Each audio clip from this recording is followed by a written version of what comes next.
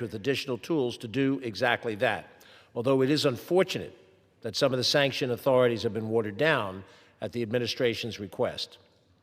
This legislation expands secondary sanction authorities to target foreign companies that knowingly purchase, transport, refine, insure, or finance Iranian oil and petroleum products. That includes shipping companies, port operators, insurance providers, and other logistical actors that help move Iranian crude around the world.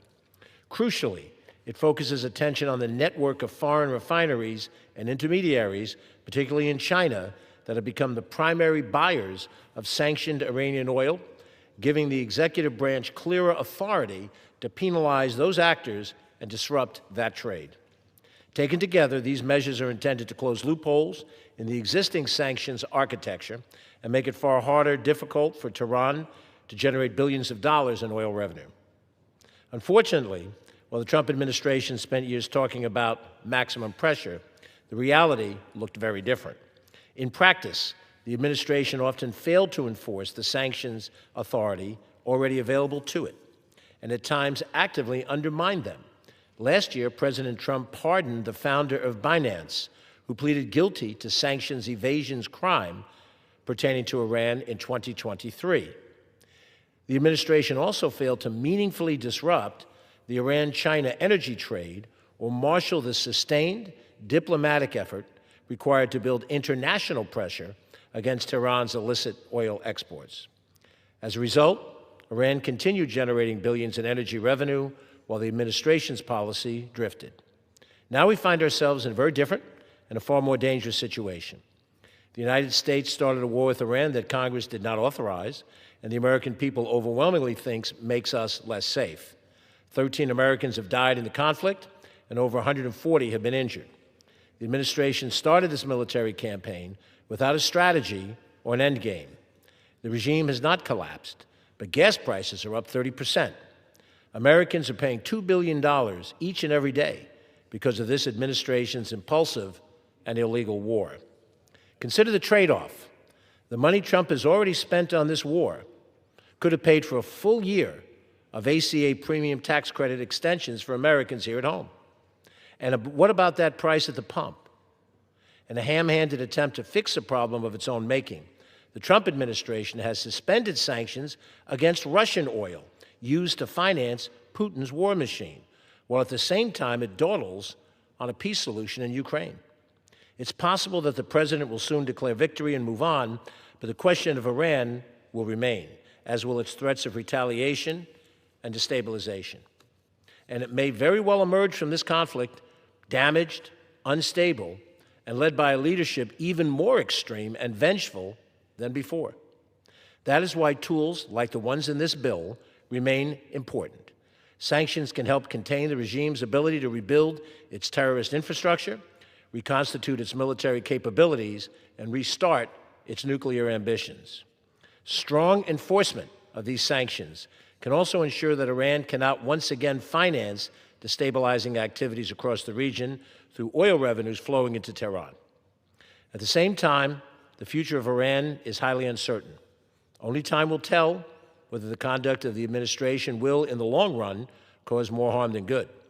However, our responsibility is to ensure that the Iranian regime does not have the resources to rebuild the machinery of repression at home or violence abroad. This legislation strengthens the tools needed to maintain that pressure for those with the sense to use it. I support this legislation, urge its support, and reserve the balance of my time. The gentleman reserves. The gentlelady from California seek to reclaim her time. Yes, I reclaim my time, and Mr. Speaker. Without objection, the gentlelady is recognized. Thank you, Mr. Speaker. I'm pleased to yield as much time as he may consume to the gentleman from New York, Mr. Lawler, the chairman of the Subcommittee on the Middle East and North Africa, and the author of this important bill. The gentleman from New York is recognized. Thank you, Mr. Speaker.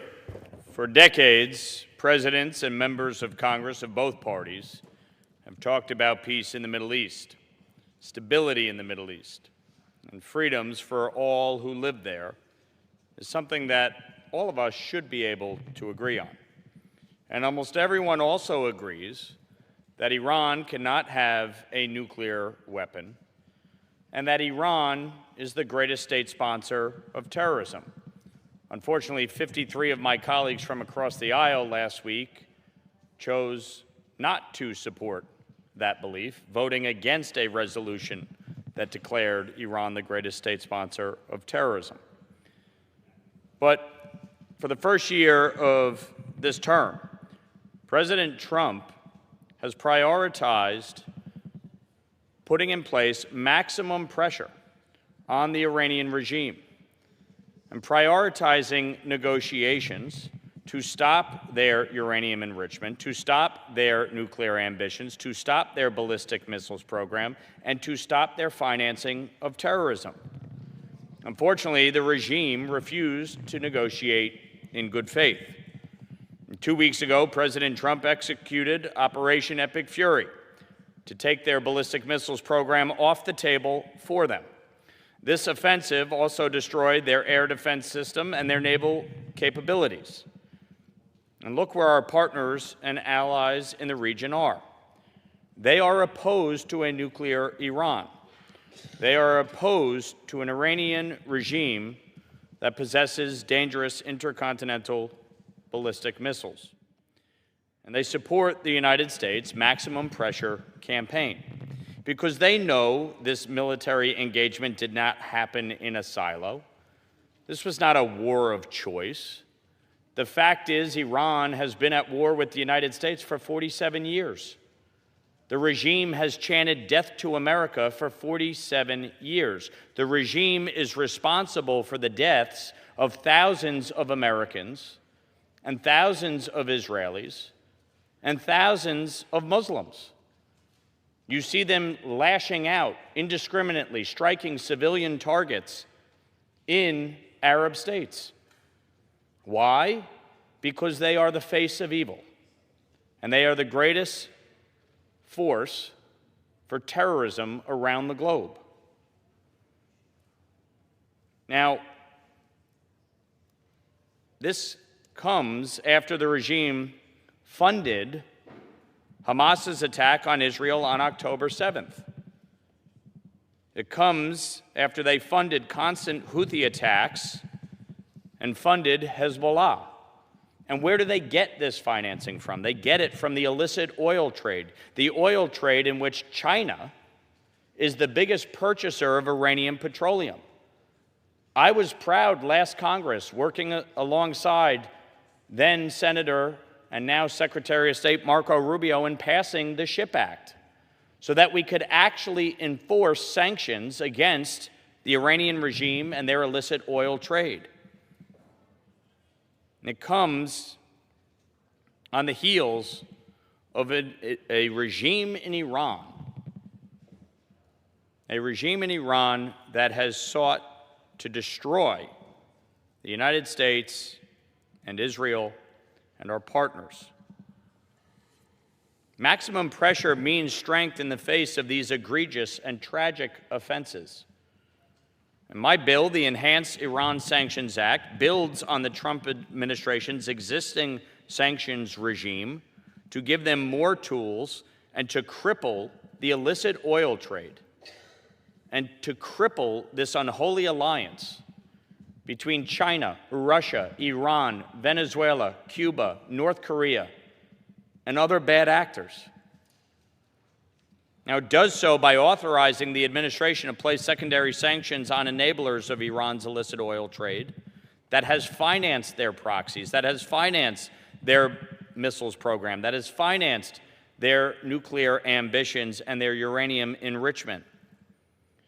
And this includes essentially any company that has engaged in a transaction involving the processing, refining, export, or transfer of Iranian oil. This includes foreign banks, financial institutions, insurance companies, flagging registries, and more. If someone is knowingly providing financial support to the Iranian regime's largest influx of cash, we should know about it, and we should stop it. And that's what this bill does. This bill expands the authorities to cripple this oil network, to stop the financing of ballistic missiles, to stop the financing of uranium enrichment, to stop the financing of Iran's nuclear ambitions, and to stop their financing of terrorism. This is a multifaceted approach. We saw under the Biden administration, an administration that not only did not enforce sanctions against Iran, it allowed the illicit oil trade to explode to the tune of hundreds of billions of dollars. Those funds is what funded October 7th. That's what funded the death and destruction that we have seen across the Middle East. We saw under the Obama administration an attempt to appease the Iranian regime, to drop off pallets of cash in the hopes that somehow that would stop them from pursuing nuclear weapons, that would somehow stop them from possessing enriched uranium, that would somehow stop them from financing terrorism. Peace through strength means understanding that sometimes you must take action. Sometimes you must use military force. And after the regime refused to negotiate in good faith and was mass producing ballistic missiles at such a rate that it would be almost impossible in the future to stop their nuclear ambitions, President Trump took action. This was not an illegal war. This was not a war of choice. Republicans and Democrats have said ad nauseum that Iran cannot get a nuclear weapon. Sadly, it seems some of my colleagues would be okay if they did, so long as Donald Trump wasn't president. Some of my colleagues hate Donald Trump so much that they care more about the fact that he is president than they do about the fact that he is stopping the Iranian regime's 47-year reign of terror. I have listened to some of my colleagues over the last 2 weeks in amazement. They have completely reversed their positions on so many issues, including 53 who just last Congress voted to say that Iran is the greatest state sponsor of terrorism, now no longer believe that. You have candidates running for Congress who are saying that the United States is the terrorist regime. It's insanity. The fact is that we have a responsibility to stop this regime cold, to cut the head off of the snake. That is precisely what we are doing through military action and through a sanctions regime that has crippled Iran's capabilities. And there is more work to be done, and that is why we are passing this legislation. And I want to thank Chairman Mast and Ranking Member Meeks for supporting this through committee. And I want to thank President Trump and the administration for supporting this bill today. It is a testament that even if there are disagreements, we can find bipartisan support, we can find a path forward, and we should be giving this administration and future administrations every tool necessary to ensure that Iran never gets a nuclear weapon. I reserve the balance of my time.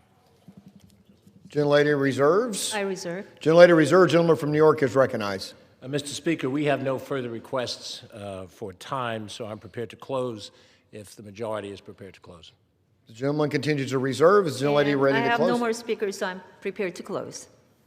So the gentleman from New York is recognized. Thank you, Mr. Speaker. Mr. Speaker, this bill will be critical for closing loopholes in our existing sanctions infrastructure against Iran, strengthening the President's authorities to limit Tehran's oil trade. I compliment the bill's sponsor, my colleague from New York. But last year, after an air attack, President Trump announced that we had obliterated Iran's nuclear capacity. But here we are again. Apparently, the job last year wasn't sufficient. Trump's war of choice with Iran this year has made this bill even more necessary. Because while the president may want to move on from this war he has started at some point in time, war is a two-way street. And just because he may want to claim victory, as he already has, and even though Iran's capabilities will be reduced, Iran may very well pose an even greater threat now that diplomacy has been taken off the table by this president. To limit the long-term threat posed by Iran, it is critical that we further limit Tehran's ability to circumvent existing sanctions, tighten the screws on its ability to sell oil, and ensure that it does not gain access to the resources it needs to reconstitute either its nuclear program or its weapons capabilities.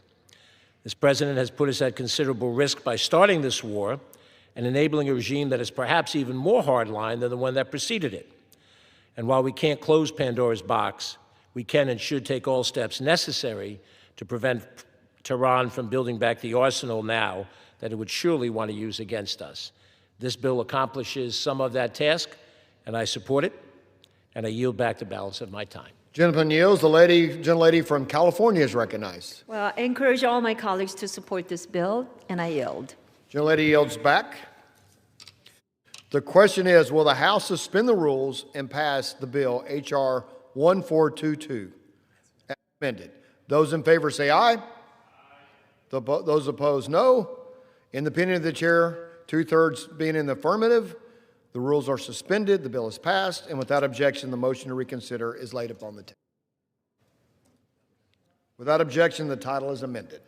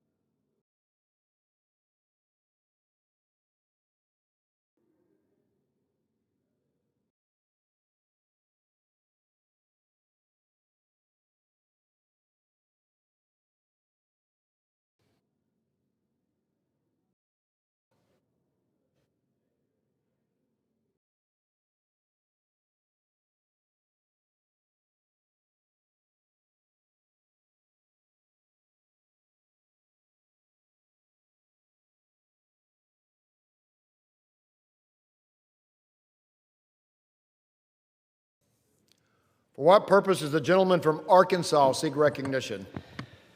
Mr. Speaker, I move to suspend the rules and pass the bill H.R. 2709 as amended. The clerk will report the title of the bill. H.R. 2709, a bill to improve the health and resiliency of giant sequoias and for other purposes. Pursuant to the rule, the gentleman from Arkansas, Mr. Westerman, and the gentlewoman from Maryland, Ms. Elfreth, will control 20 minutes. The chair recognizes the gentleman from Arkansas. Mr. Speaker, I ask unanimous consent that all members have 5 legislative days to revise and extend their remarks and to include extraneous material on H.R. 2709, the bill now under consideration. Without objection. Mr. Speaker, I yield myself such time as I may consume. Gentleman is recognized. I rise in support of H.R. 2709, the bipartisan Save Our Sequoias Act, led by Representatives Fong and Peters of California. More than 120 years ago, President Teddy Roosevelt camped at the Mariposa Grove of giant sequoias in what is today known as Yosemite National Park. And he famously recorded in his diary, and I'm quoting, "The majestic trunks, beautiful in color and in symmetry, rose around us like the pillars of a mightier cathedral than was ever conceived even by the fervor of the Middle Ages," end quote. Mr. Speaker, today the majestic cathedral that inspired one of the nation's greatest conservation presidents is facing an existential threat. In just 2 years, 2020 and 2021, we lost 20% of the world's mature giant sequoias, which grow only in a specific area of California in the Sierra Nevadas, in a combined size roughly the area of Washington, D.C., in about 70 distinct groves. That's the only place on Earth they grow naturally, even though there is one planted out on the mall here in Washington, but it hasn't fared quite as well as those in California. Saying this is unprecedented as an understatement. The last known death by fire of a giant sequoia before this century dates back to 1297 AD. Throughout their ancient lives, known to span over 3 millennia, giant sequoias standing in California today have lived through the rise and fall of the Roman Empire, the birth of Christ, and the founding of our great nation. These trees withstood thousands of years of fires, earthquakes, floods, and anything that Mother Nature could throw their way. But in the next 25 years, these iconic trees could be extinct in the wild because, quite simply, we've been loving them to death.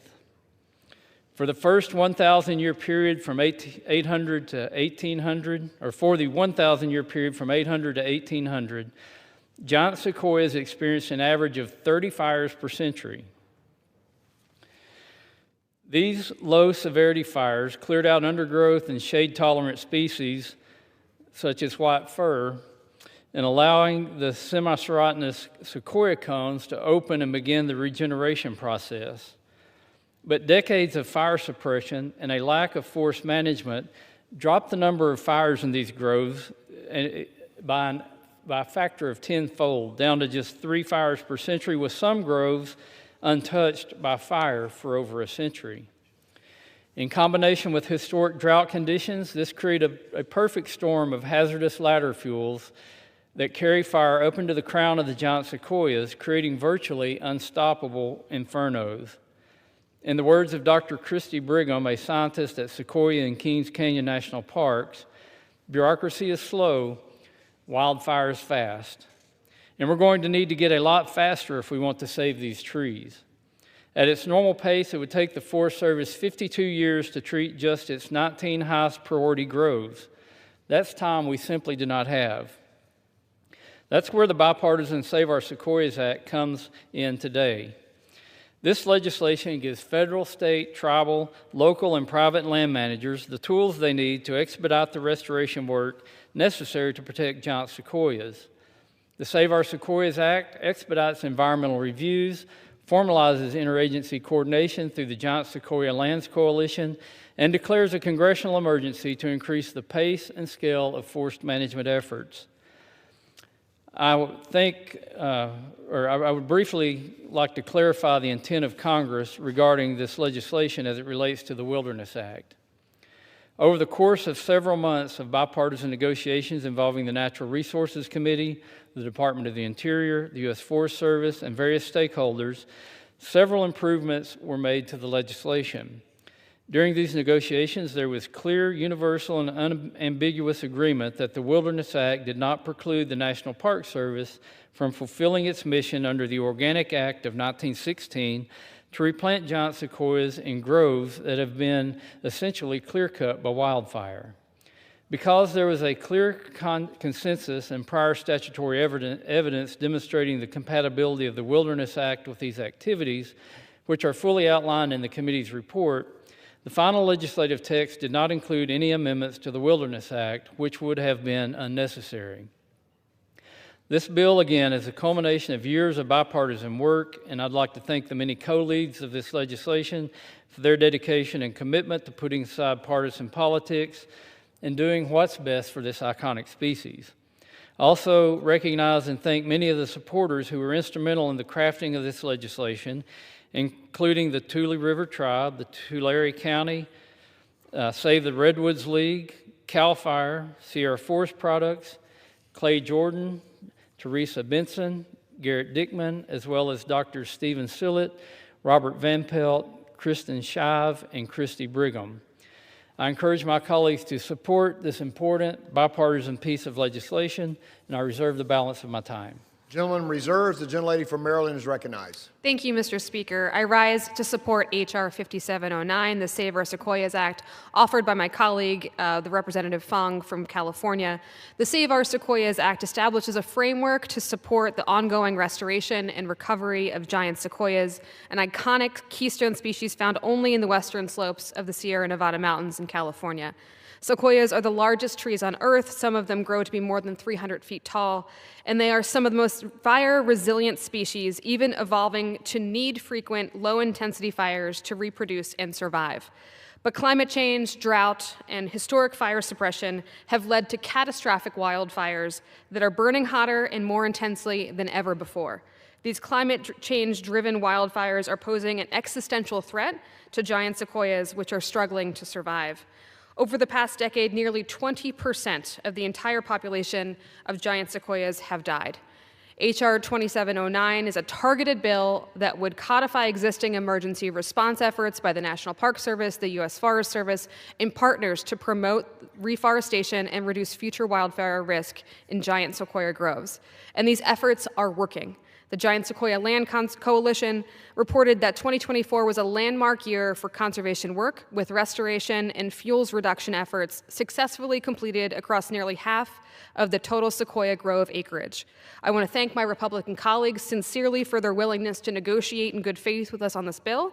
In our shared commitment to protecting these iconic trees, these national treasures, we came together to address many of our outstanding concerns, ensuring that new authorities provided by the bill prioritize ecological integrity and science-backed decision-making without undermining core environmental standards. The bill was strengthened by that very legislative process. It's a clear, old-fashioned example of how bipartisan negotiations can produce balanced strategic approaches to forest, wildfire, and public land management. And it's an approach I would urge the Natural Resources Committee to continue to take. Looking at the bigger picture here, Mr. Speaker, this bill is just one piece of the puzzle. Our federal land management agencies, including the National Park Service and the U.S. Forest Service, require funding and staffing to fulfill their congressionally mandated missions. And these agencies cannot protect the giant sequoia without Congress giving them the necessary tools to carry out that work. New authorities alone will not save the sequoia. The survival of one of America's most extraordinary national icons is at stake, and I urge Congress to take seriously its responsibility to support and steward our national parks, forests, and public lands from coast to coast. I urge my colleagues to vote yes on this bill, and I reserve the balance of my time. The gentlelady reserves. The gentleman from Arkansas is recognized. And Mr. Speaker, I would just like to echo the remarks from my colleague, Ms. Elfreth, about how this is the way we should do legislation. You know, we took a field trip out to the sequoias, bipartisan field trip. There's tons of research from academic institutions on what's happening in these sequoia groves. We looked at it. We worked together to create bipartisan legislation. Honestly, we're way past time that we should have passed this bill, but I'm so thankful that we've been able to get it on the floor today. I look forward to it passing out of the House and then moving on over to the Senate.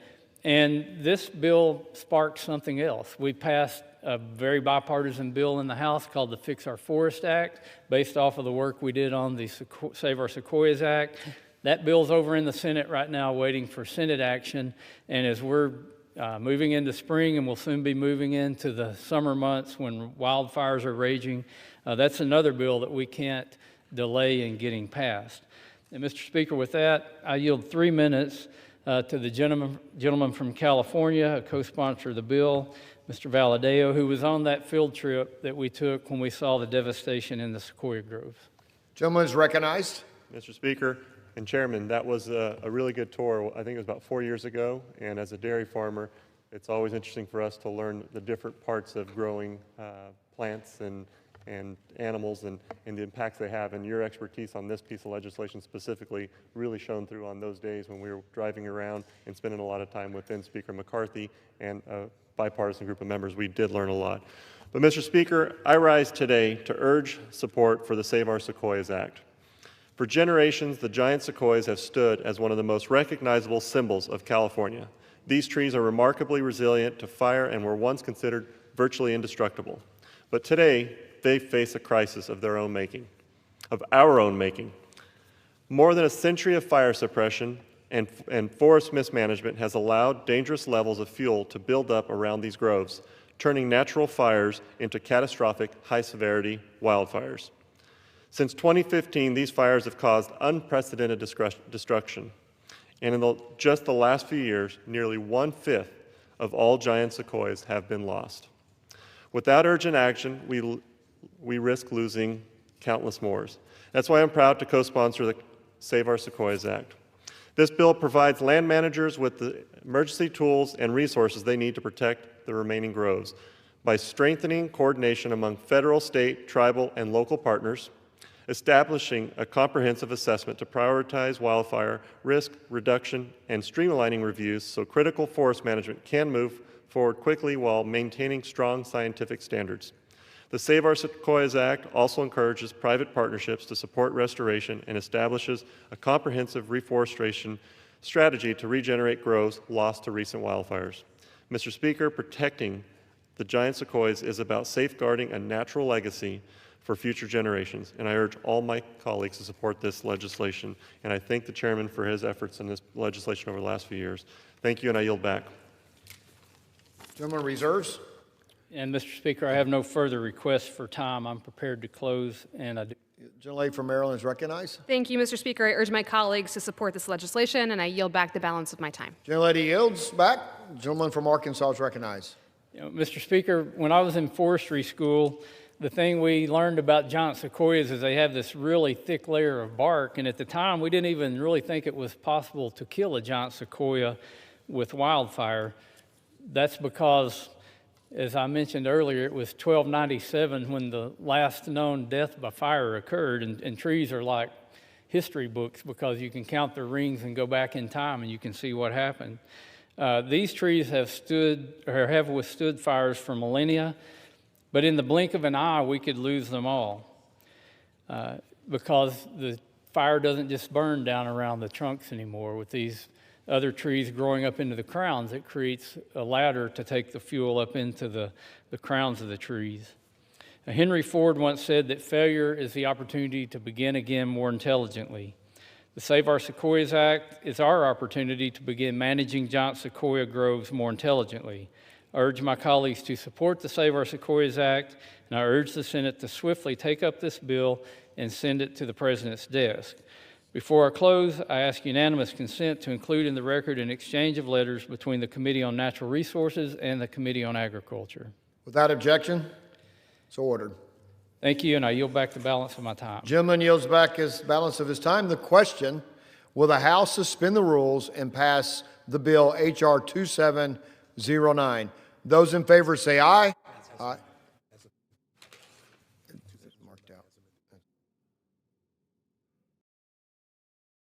The question, will the House suspend the rules and pass the bill H.R. 2709 as amended? Those in favor say aye. Those opposed, no. In opinion of the chair, 2/3 being in the affirmative, the rules of the House are suspended. The bill is passed, and without objection, the motion to reconsider is laid upon the table.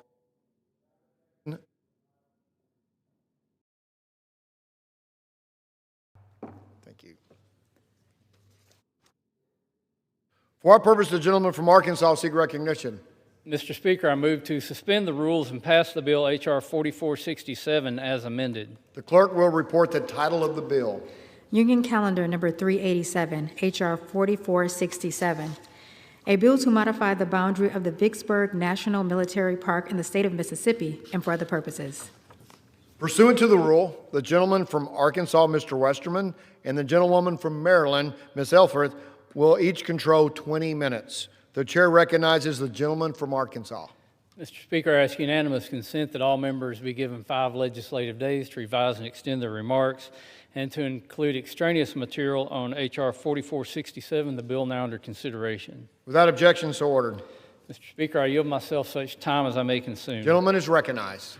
I rise in support of H.R. 4467, the Vicksburg National Military Park Boundary Modification Act, which was introduced by Representative Thompson and is co-sponsored by the entire Mississippi congressional delegation. This legislation conveys 2 small parcels of National Park Service land to the state of Mississippi to build a new state-of-the-art welcome center for Vicksburg National Military Park. Vicksburg National Military Park marks the site of the Battle of Vicksburg, one of the true watershed moments of the Civil War. Over the course of 6 weeks in 1863, Union forces under General Ulysses S. Grant encircled the Confederate stronghold at Vicksburg, ultimately forcing its surrender on July 4, 1863. The victory gave the Union full control of the Mississippi River, split the Confederacy in half, and is widely recognized by historians as a turning point in the war. Today, Vicksburg National Military Park contains more than 1,300 monuments and markers, 20 miles of reconstructed trenches, the USS Cairo gunboat, and the Vicksburg National Cemetery. The park serves as a major destination in Mississippi for education, reflection, and historical tourism. In fact, in 2022, more than 400,000 visitors came to Vicksburg, generating approximately $36 million in economic activity and supporting hundreds of local jobs. While that economic and educational impact is substantial, it is currently constrained by aging visitor facilities that limit public engagement. To address this, the state of Mississippi is leading an effort to build a new state-of-the-art welcome center, which will be financed with non-federal dollars. H.R. 4467 helps support this effort by transferring 2 small parcels of National Park Service land, totaling approximately 7 acres, to the state so they can build this new facility for visitors. This legislation is an important practical step that will enhance the visitor experience without unnecessary expense to the federal taxpayer. This is a model for future public-private partnerships and a win-win for both the federal government and the state of Mississippi. By improving visitor experiences and enhancing a site integral to American history, this bill also directly advances the goals of President Trump's executive order on celebrating America's 250th birthday. I thank the entire Mississippi congressional delegation for their work advancing this practical bill that will improve public access and education during America's 250th anniversary year and at this hallowed site. I urge my colleagues to support the bill, and I reserve the balance of my time. Gentleman reserves. The gentlelady from Maryland is recognized. Thank you, Mr. Speaker. I rise in support of H.R. 4467, offered by my colleague, Representative Thompson of Mississippi. H.R. 4467 authorizes the National Park Service to convey 2 small pieces of property within Vicksburg National Military Park to the state of Mississippi. This partnership will enhance the visitor experience at the park by facilitating the construction of a new visitor center built and eventually staffed by the state of Mississippi. Strategically partnering with the state will empower our federal park rangers to provide visitors with a deeper understanding of such a sacred and important place. The siege of Vicksburg was a crucial moment in the Civil War. Positioned on the Mississippi River in central Mississippi, Confederate President Jefferson Davis called the city of Vicksburg the nailhead that holds the South's 2 halves together. As President Lincoln saw it, Vicksburg is the key to winning the war. Eager to capture the important city, Union General Ulysses S. Grant ordered the siege of Vicksburg in 1863, and by July 4th of that year, the Union Army had finally found control over the Mississippi River. Coupled with the defeat of the Confederate troops at Gettysburg, the siege of Vicksburg was a turning point in the war, paving the way for Union victory. As we approach the 250th anniversary of the founding of our nation, we must reflect on all parts of our history. The good, the bad, and the ugly, the lessons we need to learn, the mistakes we cannot afford to repeat. Sites like Vicksburg National Military Park are where Americans can learn about our past, and sanitizing these hallowed sites is a disservice to our nation's history. H.R. 4467 is an opportunity. My hope is that the new visitor center will convey the full weight of the painful battle and the context of the Civil War, to share the uncomfortable truth rather than perpetuate, unfortunately, this administration's erasure of history. I want to thank Representative Thompson and the entire Mississippi delegation for introducing this bill. I urge my colleagues to join me in supporting H.R. 4467 and to join me in the preservation of our nation's past. Thank you, Mr. Speaker, and I reserve the balance of my time. Gentlelady reserves. The gentleman from Arkansas is recognized. Mr. Speaker, I have no further requests for time, and I'm prepared to close. I reserve. Gentlelady prepared to close. Gentlelady is recognized. Mr. Speaker, again, I urge my colleagues to support this legislation, and I yield the balance of my time. Gentlelady yields the balance of her time. The gentleman from Arkansas is recognized. Mr. Speaker, this is a common sense bill that helps a local community improve a pivotal Civil War era military park while reducing the federal estate. As we celebrate our nation's 250th anniversary, this bill will allow Mississippians to take the lead in telling the story of Vicksburg for generations to come. I urge passage of this bill, and I yield back the balance of my time. The question is, will the House, the gentleman yields back the balance of his time. The question is, will the House suspend the rules and pass the bill H.R. 4467 as amended? Those in favor say aye. Aye. Those opposed, no. In opinion of the chair, 2/3 being in the affirmative, the rules are suspended, the bill is passed, and without objection, the motion to reconsider is laid upon the table. For what purpose does the gentleman from Arkansas seek recognition? Mr. Speaker, I move to suspend the rules and pass the bill H.R. 4284 as amended. The clerk will report the bill. The title of the bill. H.R. 4284, a bill to amend the Small Tract Act of 1983 to authorize the Secretary of Agriculture to convey without consideration certain cemeteries and for other purposes. Pursuant to the rule, the gentleman from Arkansas, Mr. Westerman, and the gentlewoman from Maryland, Ms. Elfreth, will each control 20 minutes. The chair recognizes the gentleman from Arkansas. Mr. Speaker, I ask unanimous consent that all members have 5 legislative days to revise and extend their remarks and to add extraneous material on H.R. 4284, the bill under consideration. Without objection, so ordered. Mr. Speaker, I yield myself such time as I may The consume. gentleman is recognized. I rise in support of Representative Ledger Fernandez's bill, H.R. 4284, the Small Cemetery Conveyance Act. All across the West, there are small historic cemeteries in rural communities that sit on or adjacent to federal land. These are places where families and communities have laid their loved ones to rest for generations, long before jurisdictional boundaries were drawn on a map. But because of the federal government's large footprint around these cemeteries, basic access for upkeep, ceremonies, or simply paying respects to loved ones can turn into a bureaucratic mess. H.R. 4284 is a common sense fix. It gives the U.S. Forest Service, which administers a significant portion of the lands near or under these cemeteries, clear authority under the Small Tract Act to transfer small cemetery parcels to the people best positioned to care for them, the local and tribal governments with close connections to those laid to rest.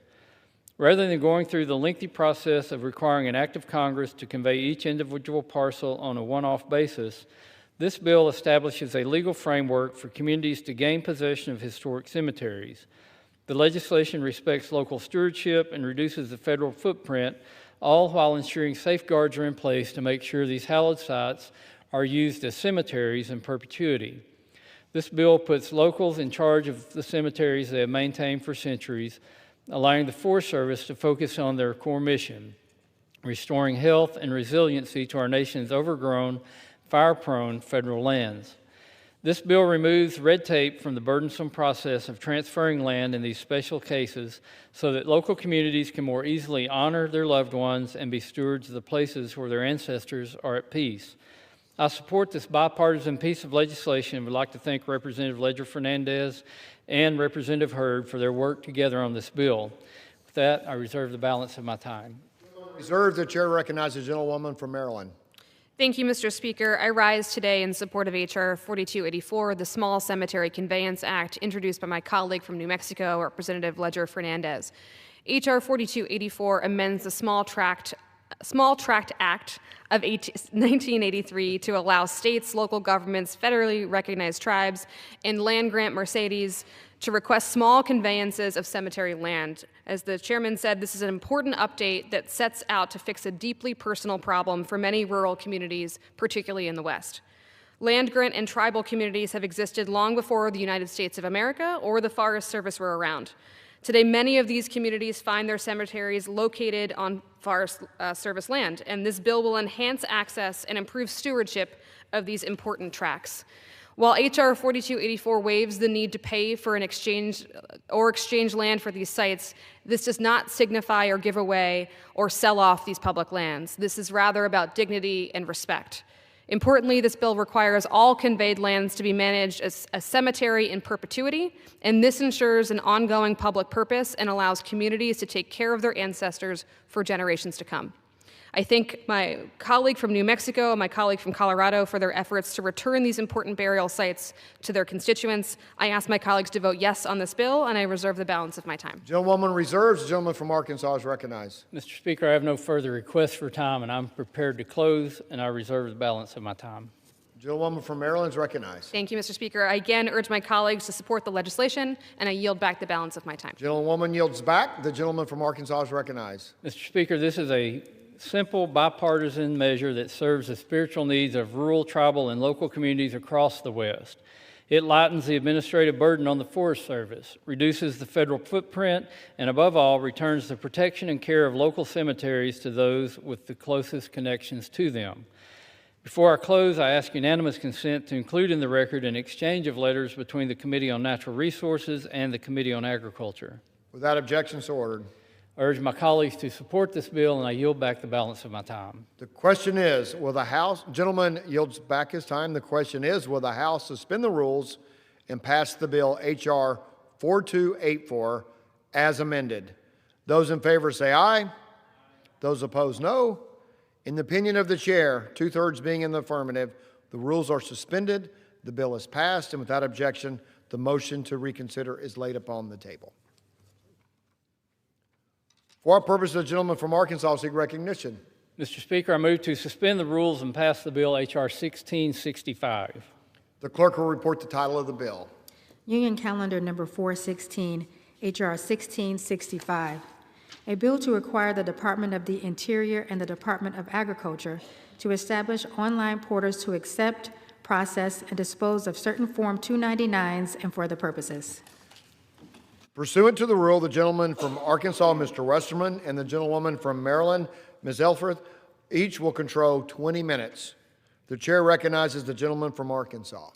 Mr. Speaker, I ask unanimous consent that all members have 5 legislative days to revise and extend their remarks and to add extraneous material on H.R. 1665, the bill now under consideration. Without objections, ordered. Mr. Speaker, I yield myself such time as I may consume. Gentleman's recognized. I rise today in strong support of the Digital Applications Act, a bipartisan bill introduced by Representative Kamek. This important legislation directs the Departments of the Interior and Agriculture to establish online portals to accept, process, and track applications to deploy broadband infrastructure on federal lands. The United States faces a persistent digital divide, with tens of millions of Americans still lacking access to basic broadband services. Many of these Americans live in rural areas or on tribal lands near federally managed land.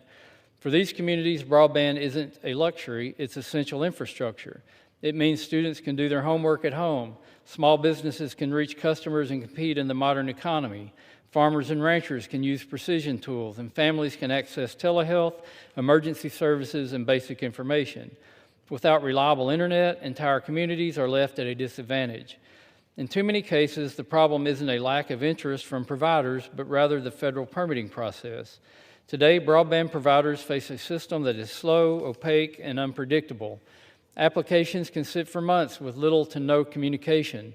Providers have no idea where their application stands, whether more information is needed, or when a decision might come.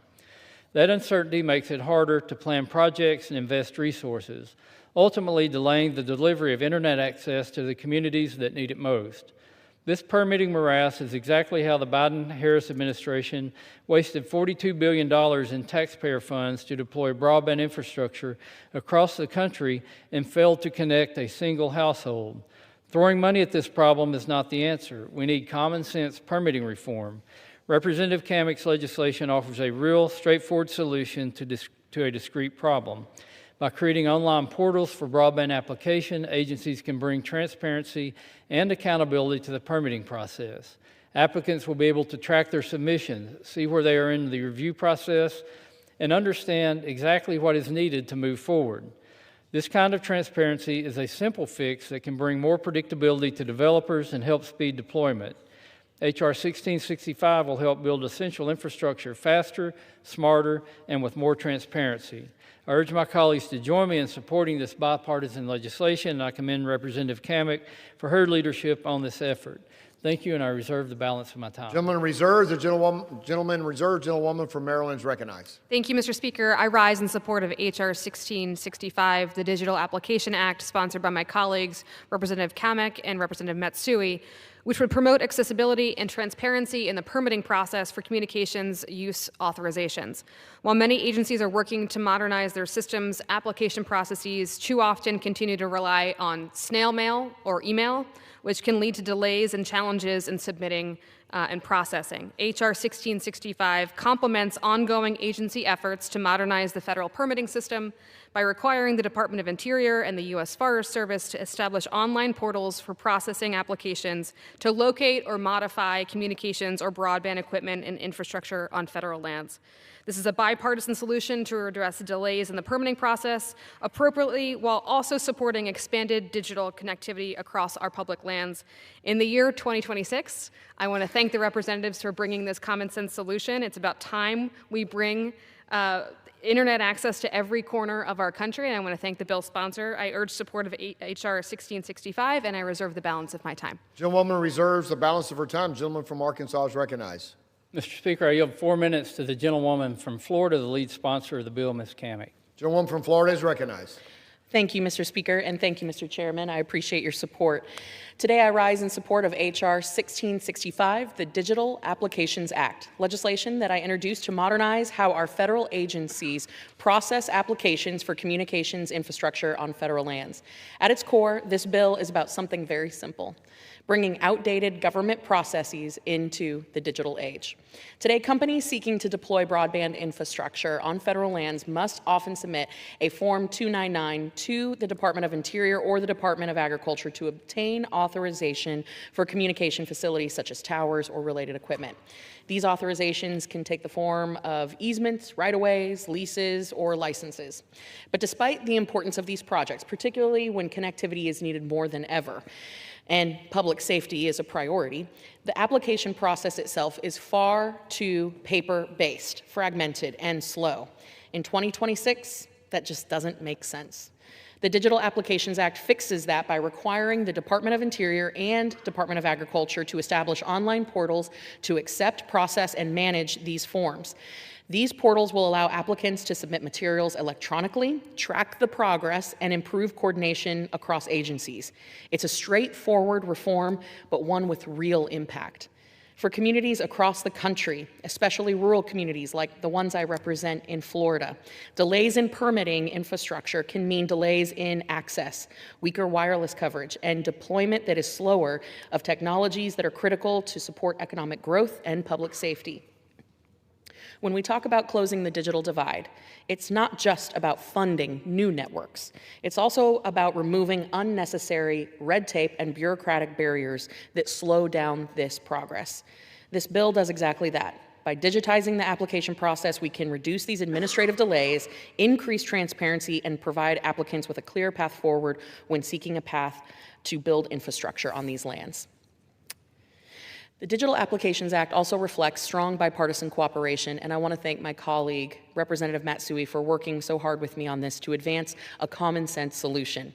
At a time when Americans expect government to operate with the same efficiency they experience in the private sector, modernizing outdated systems should be something that we can all agree on. This bill improves government operations, supports broadband, and helps ensure that our communications infrastructure keeps pace with the needs of the 21st century. I urge all of my colleagues to support the Digital Applications Act, and with that, I yield back. Mr. Speaker, I have no further requests for time, and I'm prepared to close and reserve the balance of my time. Gentleman reserves, the gentlewoman from Maryland. Thank you, Mr. Speaker. Recognized. Thank you, Mr. Speaker. I urge my colleagues to support this common sense legislation, and I yield the balance of my time.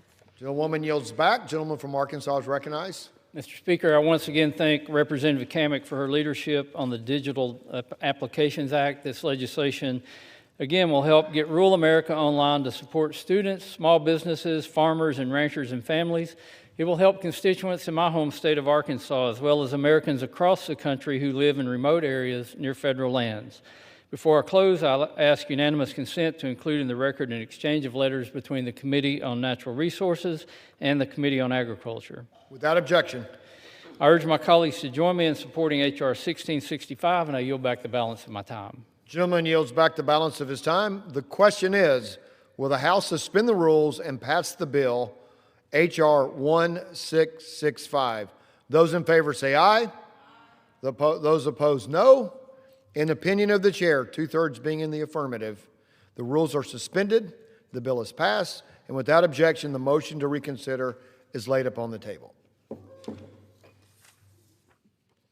what purpose does the gentleman from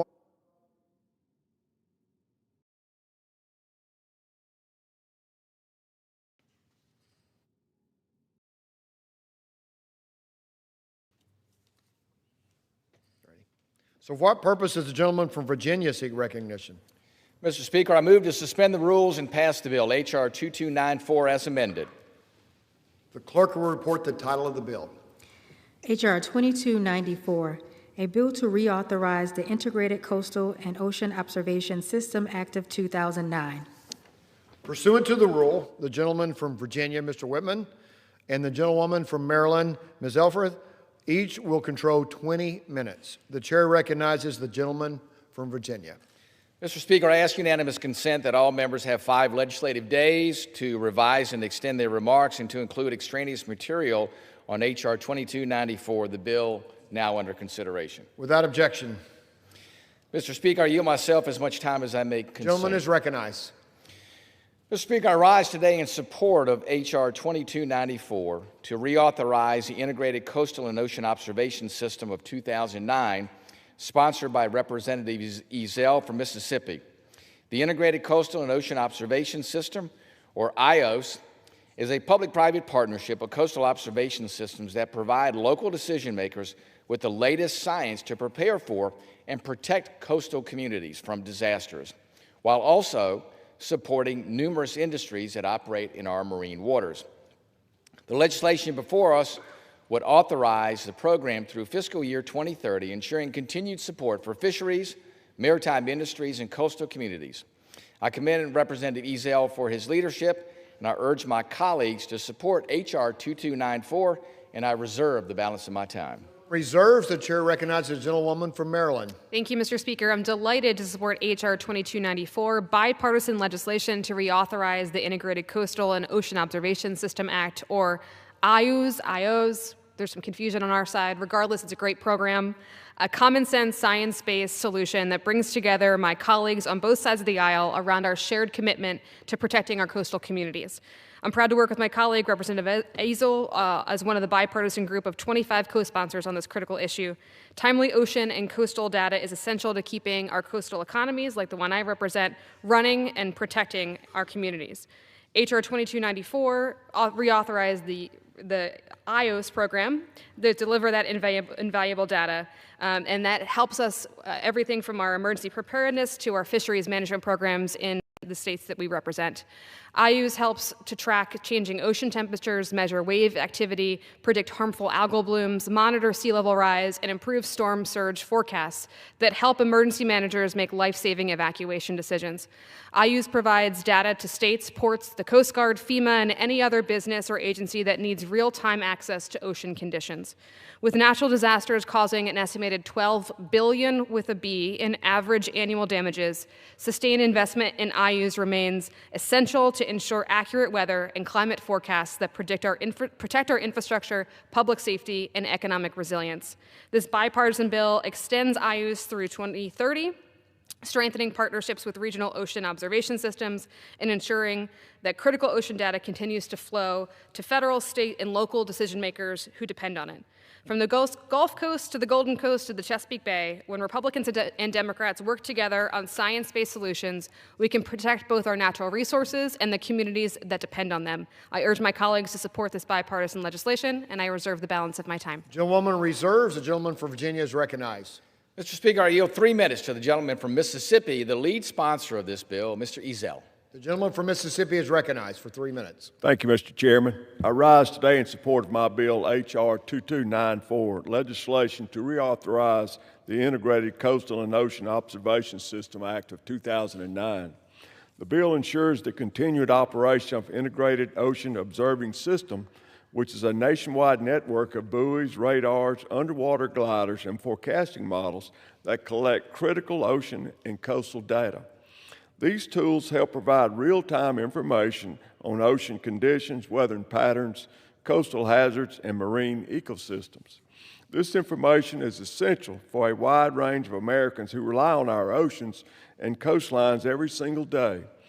It supports commercial fishing, fishermen, shipping and maritime operations, offshore energy development, hurricane forecasting, and coastal disaster preparedness. It also helps federal, state, and local officials make informed decisions to protect both lives and livelihoods along our coast. For coastal states like Mississippi, like mine, and many others across the country, Accurate and timely ocean data is not a luxury, it's a necessity. When hurricanes threaten our shores, when fishermen head out to work, or when communities are preparing for coastal flooding, the data collected through the Integrated Ocean Observing System helps ensure they have the best information available to stay safe and make informed decisions. My bill simply reauthorizes this important program and strengthens coordination between federal agencies and regional observing systems so that the data being collected is more accessible and more reliable and more useful for the communities that depend on it. This is a bipartisan common sense measure that supports science, strengthens coastal resilience, and ensures we continue to have the tools necessary to understand and respond to changing ocean conditions. I would like to thank my colleagues, Chairman Westerman, for helping get this bill on the floor. I urge my colleagues to vote yes, and I yield back. Gentleman reserves? Yes, sir. Gentleman reserves, gentlewoman from Maryland is recognized.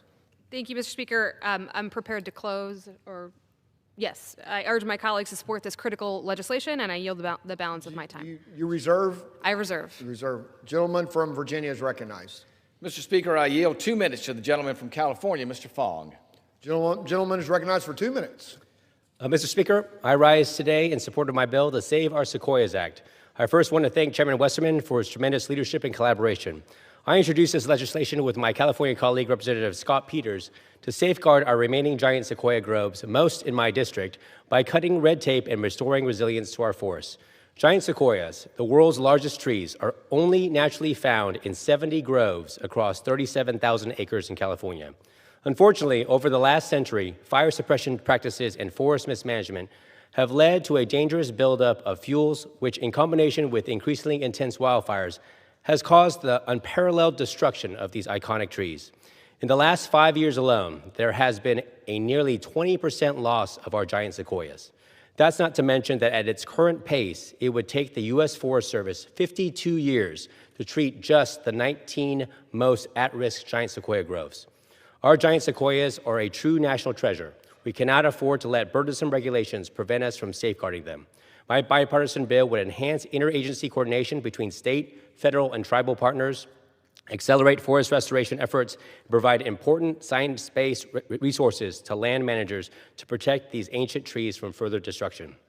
The world's only giant sequoia groves provide critical economic, scientific, and cultural benefits for our local tribes, researchers, and our communities. Speeding up fuel reductions and wildfire mitigation practices in these remaining groves will boost the resilience of our forests and protect these giants for years to come. I want to thank the 29 members from both sides of the aisle who co-sponsored this bill, as well as the staff on the House Natural Resources Committee for helping to pass this important bipartisan bill, which will ensure California's remaining sequoias endure for generations to come. With that, I yield back. Gentleman reserves? Mr. Speaker, I have no further requests for time and am prepared to close, and I do continue to reserve my time. Gentlewoman from Maryland is recognized. Thank you, Mr. Speaker. I urge my colleagues to support this critical legislation, and I yield the balance of my time. Gentlewoman yields back her balance of her time. The gentleman from Virginia is recognized. Mr. Speaker, this bill provides communities with real-time data and information with the ocean or about the ocean and coastal areas and the Great Lakes. This helps them remain strong and resilient, even in the face of natural disasters. Once again, I'd like to thank Mr. Ezell for his diligent work and attention to this issue. It's incredibly important to coastal communities, incredibly important to those that rely on the data and scientific information that comes from our great waterways. But before I close, I'd like to ask unanimous consent to include in the record an exchange of letters between the Committee on Natural Resources and the Committee on Science, Space, and Technology. Without objection. I urge the passage of H.R. 2294, and I yield back the balance of my time. The gentleman yields back the balance of his time. The question is, will the House suspend the rules and pass the bill H.R. 2294 as amended? Those in favor say aye. Those opposed, no. The ayes have it. In the opinion of the chair, two-thirds being in the affirmative, the rules are suspended. The bill is passed.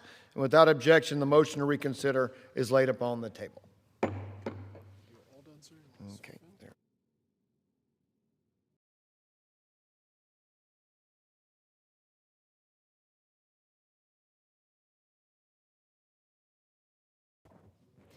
For what purpose does the gentleman from Virginia seek recognition? I move to suspend the rules and pass the bill, H.R. 3073. The clerk will report the title of the bill. Union Calendar Number 440, H.R. 3073, a bill to confer jurisdiction on the state of Utah with respect to civil causes of action arising on or within the Indian lands of the Shivwits Band of Paiutes and for other purposes. Pursuant to the rule, the gentleman from Virginia, Mr. Whitman, and the gentlewoman from Maryland, Ms. Elfreth, each will control 20 minutes. The chair recognizes the gentleman from Virginia. Madam Speaker, I ask unanimous consent that all members have 5 legislative days to revise and extend their remarks and to include extraneous material on H.R. 3073, the bill Without now under objection. consideration. Without objection. Madam Speaker, I yield myself such time as I may consume. The gentleman is recognized. Madam Speaker, in 2022, a 10th Circuit Court of Appeals case studied the Shivwits Band of Paiutes accordingly due to the opportunity for economic development when the court ruled that Utah state courts lacked the jurisdiction to hear cases involving on-reservation conduct. If an issue were to arise between the tribe and an outside investor, there would be no guarantee that a state court could intervene. As a result, outside groups have grown hesitant to work with the Shivwits Band. H.R. 3073, the Shivwits Band of Paiutes Jurisdictional Clarity Act, introduced by Ms. Malloy of Utah, would clarify in statute that the Utah state courts hold jurisdiction over civil cases involving members of the Shivwits Band on their tribal land. In addition, this legislation would follow congressional precedent by amending the Long-Term Leasing Act to allow Shivwits Band to lease land held in trust for up to 99 years. I want to commend Ms. Malloy for her work on behalf of her constituency. I support this bill, and I reserve the balance of my time. The gentleman reserves. The gentlewoman is now recognized. Thank you, Madam Speaker. I rise in support of H.R. 3073, offered by my friend from Utah, Representative Malloy. H.R. 3073 would confer civil jurisdiction to the state of Utah over actions arising on or within the lands of the Shivwits Band of Paiutes. Under this legislation, these civil causes of action could be heard in Utah state courts, providing both the tribe and outside partners with a clear forum to resolve disputes. The bill also amends the Long-Term Leasing Act to allow the band to lease their lands for up to 99 years. Similar amendments have been enacted for a number of other tribes, and this bill provides the band with that same authority. I urge support for the bill to help address challenges the band has faced in pursuing economic development opportunities, and I reserve the balance of my time. The gentlelady reserves. The gentleman from Arkansas is now recognized. Madam Speaker, I yield 3 minutes to the gentlewoman from Utah, the lead sponsor of this bill, Ms. Malloy. Gentlewoman is now recognized. Thank you, Madam Speaker. I rise today in support of my bill, H.R. 3073, the Shivwits Band of Paiute Jurisdictional Clarity Act. This narrow bill gives a tribal neighbor a fair opportunity to pursue economic development and build a stronger future for their people. My office has worked closely with leaders from the Shivwits Band of Paiutes to understand the challenges they're facing. This legislation is the result of those conversations and reflects the solutions the tribe believes will help them move forward while serving their members. The Shivwits Band wants to pursue economic opportunities on their lands, but the recent decision from the 10th Circuit Court of Appeals that's already been mentioned placed new barriers in the way, complicating, maybe even threatening their economic plans. The court held that even when a tribe clearly waives sovereign immunity in a contract and consents to a state court's jurisdiction, state courts may still lack authority to hear disputes unless a series of additional requirements are met, requirements that are not easy to meet. Those hurdles created uncertainty for the Shivwits Band in attracting potential business partners. Without clarity for business partners, opportunities for the band would be lost. Leaders from the Shivwits Band have spoken clearly on the need for a better path forward, and this is what they said in their own words. The Shivwits tribe and local community leaders have found a new way forward, collaboration instead of conflict, and cooperation instead of contention. This bill allows the tribe to align those interests with potential business partners that can help drive economic development on reservations. H.R. 3073 provides that path forward. It clarifies that Utah state courts can resolve certain civil disputes involving the Shivwits Band when those disputes arise from agreements where the band has clearly and voluntarily waived sovereign immunity. At the same time, the bill fully preserves tribal sovereignty. Nothing in this legislation forces the tribe to waive immunity. The choice remains entirely theirs. And for those reasons, I urge my colleagues to support H.R. 3073, and I yield back. Madam Speaker, I have no further requests for time, and I'm prepared to close, but I continue to reserve the balance of my time. Gentleman reserves. Gentlelady is now recognized.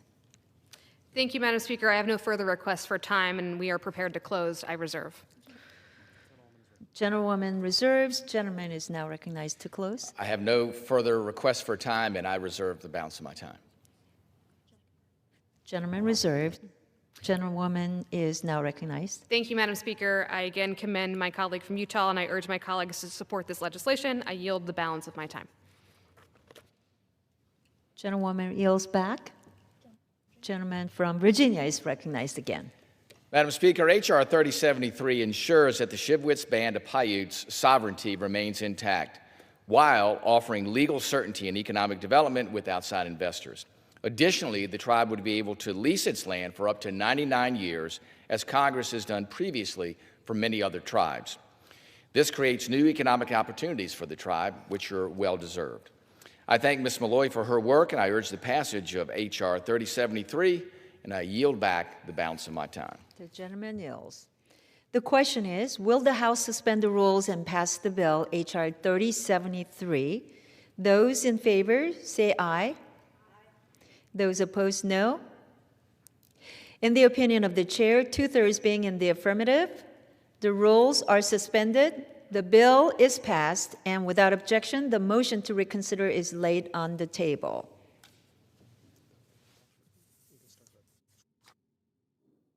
For what purpose does the gentleman from Virginia seek recognition? Madam Speaker, I move to suspend the rules and pass the bill, H.R. 4294, as amended. The clerk will report the title of the bill. Union Calendar Number 436, H.R. 4294, a bill to direct the Secretary of Commerce to establish a pilot program with respect to the sale of blue catfish caught within the Chesapeake Bay watershed. Pursuant to the rule, the gentleman from Virginia, Mr. Whitman, and the gentlewoman from Maryland, Ms. Elfreth, each will control 20 minutes. The chair recognizes the gentleman from Virginia. Madam Speaker, I ask unanimous consent that all members have 5 legislative days to revise and extend their remarks and to include extraneous material on H.R. 4294, the bill now under consideration. Without objection. Madam Speaker, I yield myself as much time as I may consume. The gentleman is recognized. Thank you. Madam Speaker, I rise today in support of H.R. 4294, the Mitigation Action and Waterman Support Act, also known as the MAWS Act of 2026. The legislation I was proud to co-sponsor with Congresswoman Elfreth. Having grown up on the Chesapeake Bay, I understand firsthand how important it is to protect our marine wildlife and restore the bay's ecosystem. In fact, I worked in the commercial fishing realm and recreational fishing realm for a number of years there, and my son today is also a commercial fisherman, knows the bay well and knows how problematic the blue catfish is to the Chesapeake Bay.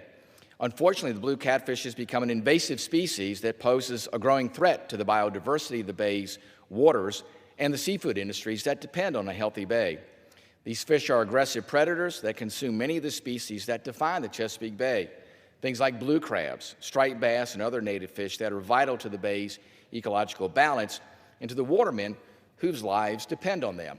I hear daily from watermen across the spectrum saying how harmful the blue catfish are to the Chesapeake Bay. When I've had a chance to go out there and see the number of blue catfish in the bay watershed, it is astounding, the biomass that's there. It's a wonder anything in the bay can survive based upon the volume of blue catfish that are there. And this does have an impact on watermen up and down the bay, not just in Virginia, but also there in Maryland. While positive steps have been taken to address this issue, more has to be done. The MAWS Act establishes a pilot program within NOAA's Chesapeake Bay office aimed at tackling the growing threat that these invasive blue catfish pose to the Chesapeake Bay and the fisheries that sustain our coastal communities. It's key to our economics to make sure we have crabs that people go to enjoy, that we have striped bass that people go to restaurants to enjoy. If not, these blue catfish will be the only thing left in the Chesapeake Bay. By supporting increased harvesting of blue catfish and studying its impact on the bay's biodiversity, this program will help protect valuable native species like blue crabs and striped bass and the watermen that depend on them. The legislation also explores practical uses of these harvested fish, including in the pet and animal food industry. This will help ensure their removal while making sure that we have sustainable commercial fishing industries there in the Chesapeake Bay. We know we want to do all we can to support the hardworking men and women who make their living on the bay. This is a bipartisan, common-sense approach that supports our watermen while helping to restore the balance to one of America's most important ecosystems. The Chesapeake Bay, by far, is the most diverse and productive water system on the face of the earth. This imbalance is causing big problems in the bay. This will go a long ways to make sure we create those opportunities for our watermen and also open up more economic opportunities for the commercial fishing industry. I urge my colleagues to support this measure. And with that, Madam Speaker, I reserve the balance of my time. Gentleman reserves. Gentlelady is recognized. Thank you, Madam Speaker, for recognizing me and including H.R. 4294, the Malls Act, in today's suspension package, a piece of legislation I was so proud to work in partnership in crafting with the gentleman from Virginia. The Chesapeake Bay, the largest estuary in the nation that is responsible for $100 billion in annual economic value, is facing a critical, albeit delicious, threat: the invasive blue catfish. These blue catfish were introduced into tidal areas of the bay in the 1970s for recreational purposes, under the assumption that they would stay in the freshwater and not venture into the brackish water of the larger bay. That assumption has turned out to be catastrophically wrong. Blue catfish are now not only in every tidal area of the Chesapeake Bay watershed, but they are the most abundant biomass in many of them. And the threat is real. Blue catfish can live up to 20 years. They can weigh up to 100 pounds. They eat approximately 10% of their body weight every day and have an extremely fast metabolism. The imbalance my colleague from Virginia just spoke about in our ecosystem has created a situation where, because they eat so much, their meals frequently consist of staples of our seafood industry and staples of Maryland and Virginia's culture: baby blue crabs, rockfish, even oysters, causing significant economic damage to our seafood industry at large, which is a central part of our economies in the Bay region. Making matters worse, these blue catfish, because they are invasive, have no natural predators in the bay to control that population growth. Because of this, they are now estimate there are tens of millions of these fish throughout the entire Chesapeake Bay region, and that's just growing rapidly. The good news, Madam Speaker, is that blue catfish are delicious and nutritious. They are high in protein and omega-3s, and according to a new report from Bay scientists, these catfish do not retain PFAS like other fish.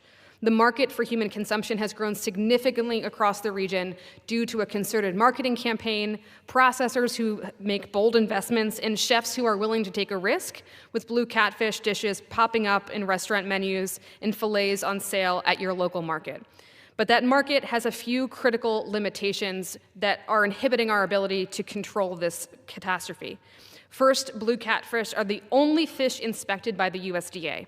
All other fish are under the jurisdiction of the FDA, and this adds significant hurdles for seafood processors and watermen who want to sell blue catfish for human consumption. I'd be remiss, Madam Speaker, if I didn't highlight that this very red tape, this bureaucracy, is a limitation placed on the industry by the Congress itself. Second, state health regulations indicate that blue catfish fillet is safe for human consumption in fish no larger than 25 pounds. This means there are tens of millions of fish over 25 pounds, or up to 85 pounds actually, that watermen struggle to sell because they cannot be processed for human consumption and the market is not there. Fortunately, they are completely safe for inclusion in pet food, in the pet food industry. Third, on the other end of the spectrum, there are millions of more than 1 to 2 pound blue catfish that are not big enough to fillet and consequently aren't sold for processing for people. The smallest fish are among the most aggressive predators of the species that our species for our industry relies on, stealthily eating eggs in otherwise hard to access habitats.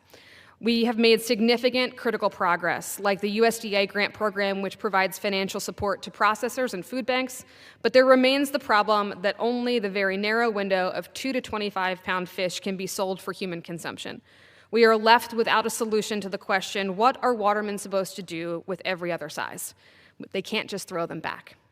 While we can do our part, everybody here and everybody watching at home, including my mother, can do their part in ordering the blue catfish when you see it on a menu. Again, it's delicious and nutritious. This is not a problem that we are capable of eating our way out of. That is why I introduced the Bipartisan Malls Act alongside House Natural Resources Committee Vice Chairman Mr. Whitman to invest funds to address invasive blue catfish and strengthen our local seafood economy while also providing a new source of protein to pets nationwide. The Malls Act establishes this pilot program within the NOAA Chesapeake Bay office to facilitate a market for Chesapeake Bay blue catfish in the pet and animal food industry. This program will complement the growing market for human consumption by forging new partnerships with pet and animal food manufacturers nationwide who otherwise do not have a footprint in the Chesapeake Bay. And it would establish a sustainable outlet for fish that are outside the window for human consumption by giving watermen and processors more opportunities to sell the smallest and the largest blue catfish.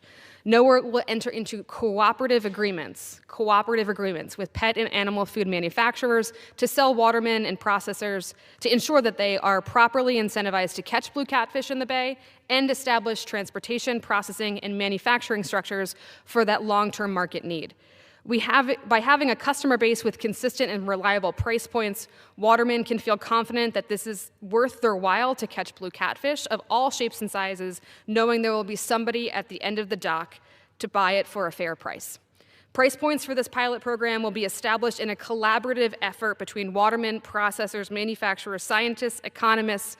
We spent a year crafting this bill, compromising to make sure that everybody's voices were heard and everybody had a seat at the table, ensuring every corner of the industry has a seat and a voice in the decision of what the baseline market price for fillet, byproduct, and whole fish will be for this program. Additionally, in the many months of engagement on this bill with watermen, processors, and manufacturers, we learned that transportation mechanisms are a complex web of coordinated pickups, often with processors going right to the front door of the homes of watermen to pick up their daily catch. In order to make participation in this program feasible and promote the establishment of long-term transportation processes, 15% of the total grant funding can be used by grantees to establish these new routes across the Chesapeake Bay in partnership with established routes led by processors. Throughout this 2-year pilot program, NOAA will collect data on the ecological and economic impacts of the program. NOAA will report back to this Congress on best practices, lessons learned, and recommendations for additional species and other watersheds that may benefit from this program. Our seafood industry across the Chesapeake Bay is the heart of our economy, but many factors far outside the control of watermen and processors have left the industry in a dire situation. Extreme weather, deep freezes, unexpected waterway discharge, and a national affordability crisis are threatening the livelihoods of our watermen, not to mention the ever-increasing blue catfish population. The Malls Act, again, is the result of intensive collaboration and creativity of stakeholders across the watershed as we sought to address this ecological and economic damage of the invasive species in a way that complements and strengthens the growing market for human consumption. This is not an either-or. This is a yes and all hands-on-deck approach. If this innovative approach is successful, it's our hope that a similar tool can be utilized to combat invasive aquatic species in other waterways across the nation. Think carp that are wreaking havoc in the Mississippi River and in the Great Lakes. Think snakeheads that are invading North Carolina, Missouri, Arkansas, and more. I'm proud to lead this effort of a one-of-a-kind legislation in partnership with my colleague from Virginia, Representative Whitman, Representative Kiggins, as well as Representative Hoyer. I want to thank the chair and his staff for providing such technical assistance to this bill, and I want to thank my colleagues for supporting this bill, and I reserve the balance of my time. The gentlewoman from Maryland reserves. Gentleman from Virginia is recognized. Madam Speaker, I recognize the gentleman from Texas, Mr. Self, for 4 minutes. Mr. Self from Texas is recognized. Madam Speaker, I rise to claim time in opposition. I am here to represent the gentleman from Maryland, Representative Andy Harris, in his opposition to H.R. 4294. I rise to request unanimous consent to submit a letter titled Coalition Letter from Maryland Blue Catfish Processors Opposing the Malls Act. Without objection. Gentleman? Okay, gentleman yields back. Gentleman from Virginia is recognized. Madam Speaker, I have no further requests for time, and I'm prepared to close, but I continue to reserve the balance of my time. The gentleman reserves, and gentlewoman from Maryland is recognized. Thank you, Madam Speaker. Again, I want to reiterate my appreciation to Mr. Whitman from Virginia and the committee staff and all of the stakeholders who spent the last year crafting this creative solution to a problem that threatens the economy and ecology of the greatest natural resource we have in Maryland and Virginia, the Chesapeake Bay. This is an innovative solution. I hope when you visit with other folks who are policymakers, what we hate to hear is we've always done it this way or we've never done it that way. This moment, this crisis that we are experiencing in the Chesapeake Bay requires innovation, it requires creativity, it requires partnerships and collaboration. That's exactly what the Malls Act represents. And I urge my colleagues to support this legislation, and I yield back the balance of my time. The gentlewoman yields. Gentleman from Virginia is recognized yet again. Madam Speaker, as we've heard, this bill does quite a bit to open up free markets for fishermen that want to be able to use this very abundant resource. The blue catfish, incredibly abundant, in fact, to the detriment of other species. There are species that everybody loves. So opening up free markets and opening up opportunities for those fishermen is incredibly important. What this also does is to take down bureaucratic impediments. We know right now, because of the structure, that USDA has to inspect these plants that process catfish, creates an inordinate stress on that industry. And for many of them, because they don't predominate in processing blue catfish, they can't afford to have a full-time USDA inspector in their plant. What this will do is to say, let's look at other ways to be able to utilize. This is a great source of protein. As the world today looks for protein, remember there's a protein deficit around the world, and we have an overabundance of protein here in the Chesapeake Bay with these blue catfish, that we ought to be looking at other ways to do that, not just for human consumption.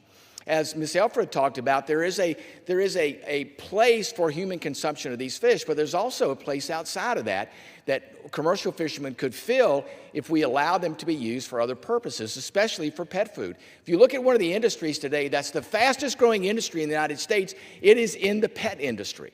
So why wouldn't we look at these opportunities that will help our watermen, that will help the environment, that will help other populations like crabs and striped bass? We want to do that. We want to make sure we're doing those things that will help our economy, that will alleviate some of the bureaucratic impediments for these individuals to work hard and make a living on the water. As I said, my son's a waterman, goes out every day with no assurance about what he'll catch. You know, he's one of the true last independent business people left in the United States, where you go out today, you're not sure if you're going to catch anything.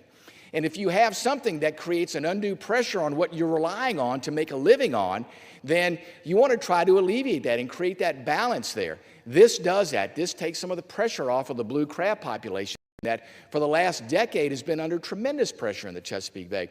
It takes pressure off the striped bass populations, who right now are on the decline, whose watermen in Virginia and Maryland rely on the striped bass. It's a heavily managed fishery, but when you have these other pressures on there, we want to make sure that we have the right balance. What this does is to open up the door to make sure that those things happen, that we look to enhance coastal economies that right now are under significant duress. Watermen struggle and have to fish multiple species in order to make a living.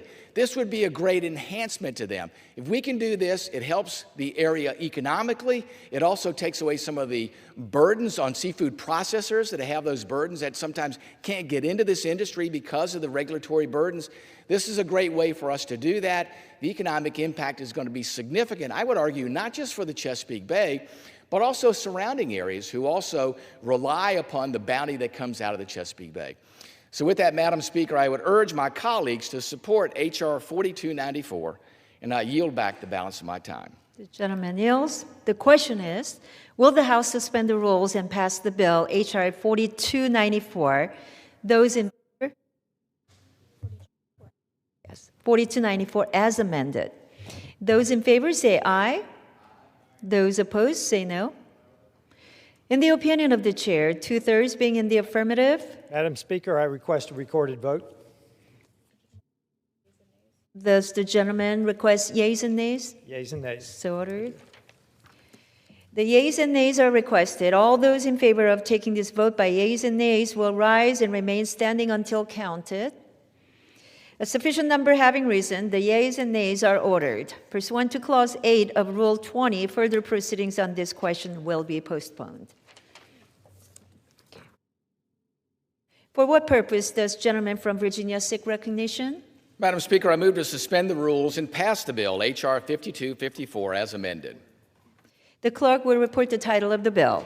Union Calendar Number 461, H.R. 5254, a bill to authorize the Secretary of the Interior to enter into an agreement with the Gateway Arch Park Foundation to host private events in Gateway Arch National Park buildings and for other purposes. Pursuant to the rule, the gentleman from Virginia, Mr. Whitman, and the gentlewoman from Maryland, Ms. Elfreth, each will control 20 minutes. And now the chair recognizes the gentleman from Virginia. Madam Speaker, I ask unanimous consent that all members have 5 legislative days to revise and extend their remarks and to include extraneous material on H.R. 5254, the bill now under consideration. Without objection. Madam Speaker, I yield myself as much time as I might consume. The gentleman is recognized. Madam Speaker, I rise today in support of H.R. 5254, the Gateway Partnership Act. This is bipartisan legislation sponsored by Representatives Bell and Wagner of Missouri. This bill creates an innovative new model for public-private partnerships at our national parks by authorizing the National Park Service to enter into an agreement with the Gateway Arch Park Foundation to host events and community programming at Gateway Arch National Park. Gateway Arch towers over the city of St. Louis, Missouri, and welcomes millions of visitors each year to the first city built across the Mississippi River.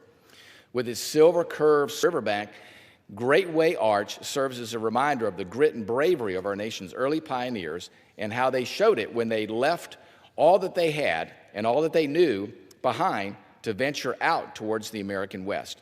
The arch also links America's original pioneer spirit of the past with the drive to forge new futures today. Recently, the park's main philanthropist partner, the Gateway Arch Park Foundation, completed a trailblazing multi-million-dollar public-private partnership that connected the city and waterfront area and created a new visitor center and green spaces and also revitalized historic buildings around Gateway Arch.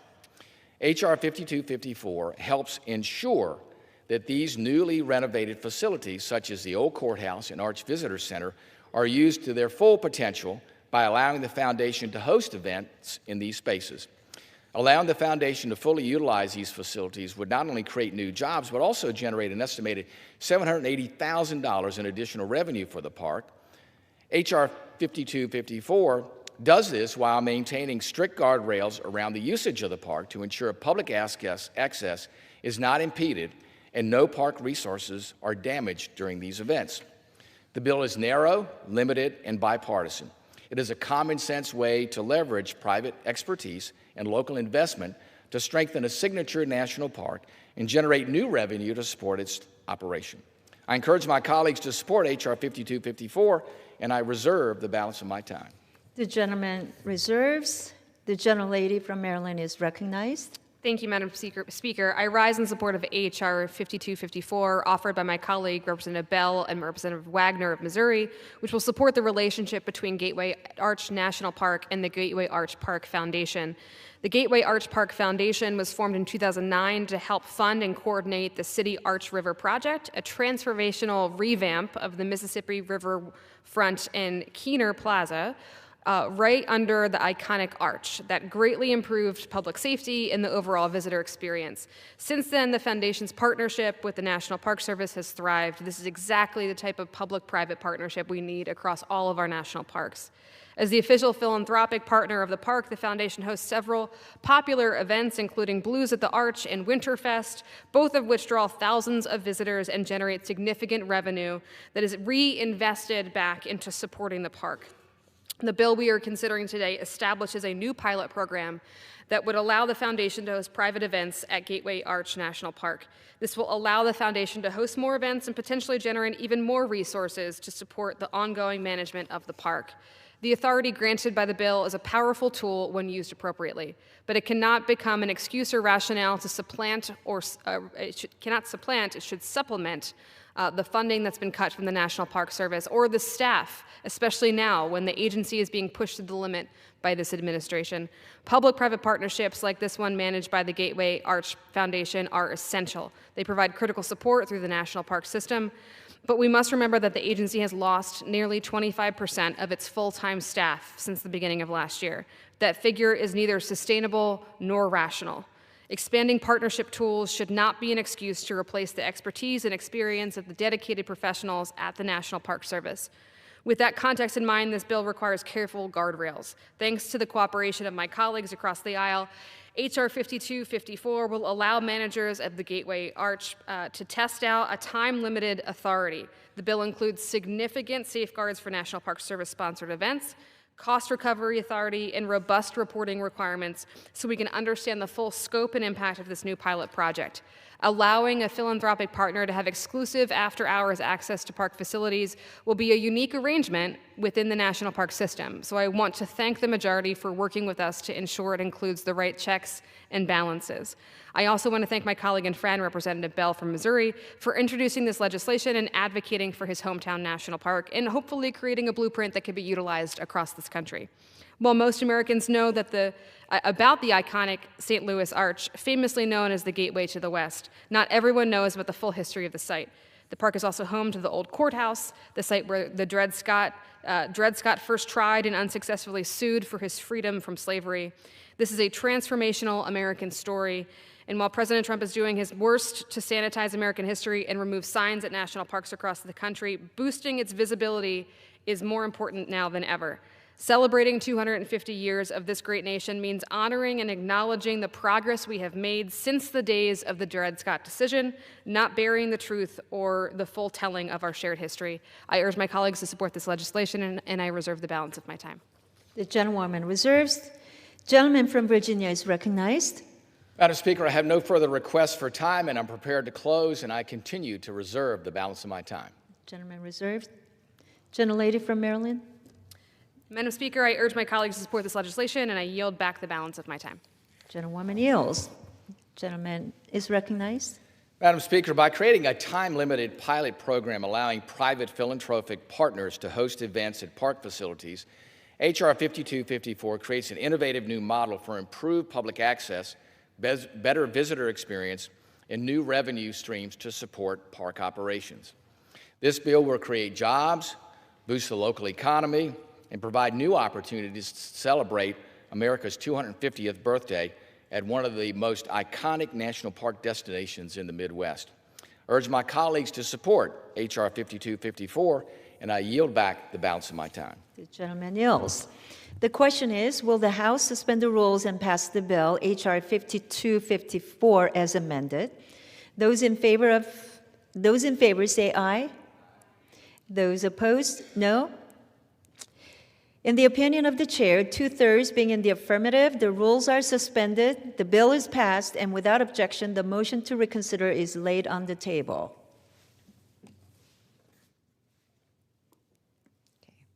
For what purpose does the gentleman from Virginia seek recognition? Madam Speaker, I move to suspend the rules and pass the bill, H.R. 5729, as amended. The clerk will report the title of the bill. Union Calendar Number 462, H.R. 5729, a bill to authorize direct emergency acquisition flexibilities for the National Park Service for the purpose of retaining, vetting, approving, and expediting contractor approval for the clearing, rebuilding, maintenance, and improvement of the Grand Canyon grounds that have been impacted by the Dragon Bravo fire. Pursuant to the rule, the gentleman from Virginia, Mr. Whitman, and gentlewoman from Maryland, Ms. Elfreth, each will control 20 minutes, and the chair recognizes the gentleman from Virginia.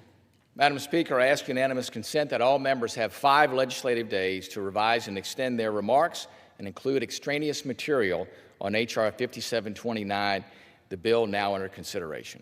Without objection. Madam Speaker, I yield myself as much time as I may consume. The gentleman is recognized.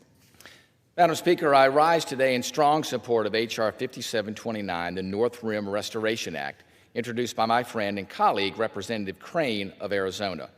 This vital legislation gives National Park Service the streamlined authorities necessary to rebuild and restore one of the natural wonders of the world and iconic historic structures.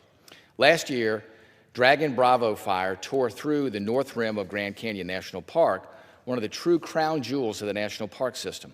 The fire burned nearly 150,000 acres of land. It left a deep mark on the once peaceful landscape, severely damaging pristine evergreen forest, decimating wildlife habitat, and destroying more than 100 buildings and structures. Among the structures destroyed was the iconic Grand Canyon Lodge, which millions of visitors had enjoyed visiting for nearly a century. Since the fire was contained, the North Rim has been partially closed to visitors. The year before the fire, over 11 million visitors to Arizona's national parks contributed $2.2 billion to the state's economy. As visitors' numbers declined after the fire, the ripple effects have been felt well beyond the North Rim, especially by small businesses and gateway communities in northern Arizona. These communities depend on tourism and recreation, and without quick action, visitor numbers may never rebound, harming small businesses in rural Arizona for years, even for decades. Representative Crane's bill offers a bold, decisive solution to this problem. His legislation provides streamlined, practical recovery tools that will allow the National Park Service to quickly begin infrastructure rebuilding and forestry recovery efforts in the areas affected by Dragon Bravo fire.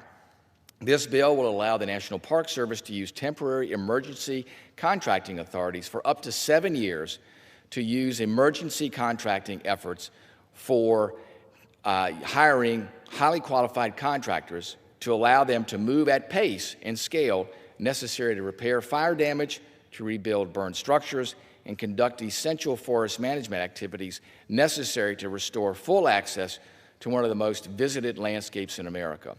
The Grand Canyon is not only a national treasure, but also an engine for local jobs in the outdoor recreation economy. H.R. 5729 is the right solution at the right time that will ensure the North Rim's much-needed recovery from Dragon Bravo fire is not slowed down by avoidable red tape.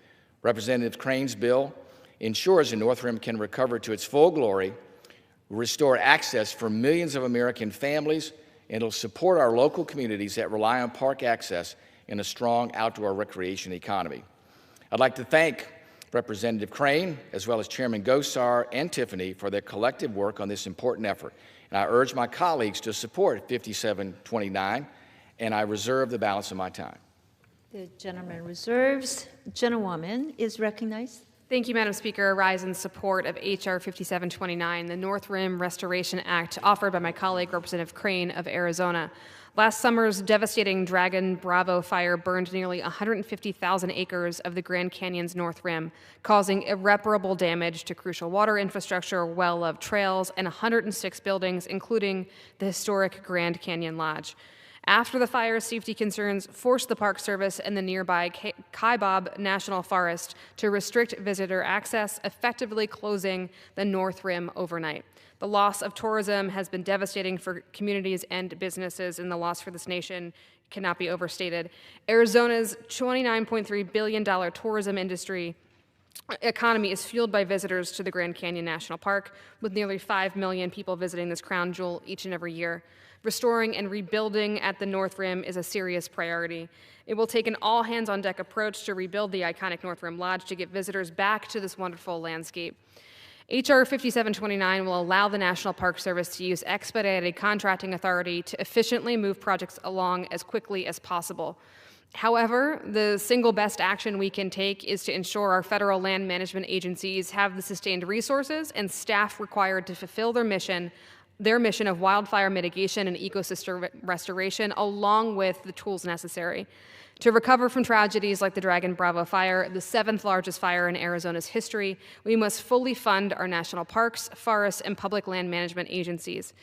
I would be remiss if I didn't point out that most of the emergency authorities in this bill could have been granted with the stroke of the president's pen if he had approved an emergency or disaster declaration. That likely hasn't happened because disaster recovery at FEMA has been deeply politicized and delayed by this administration.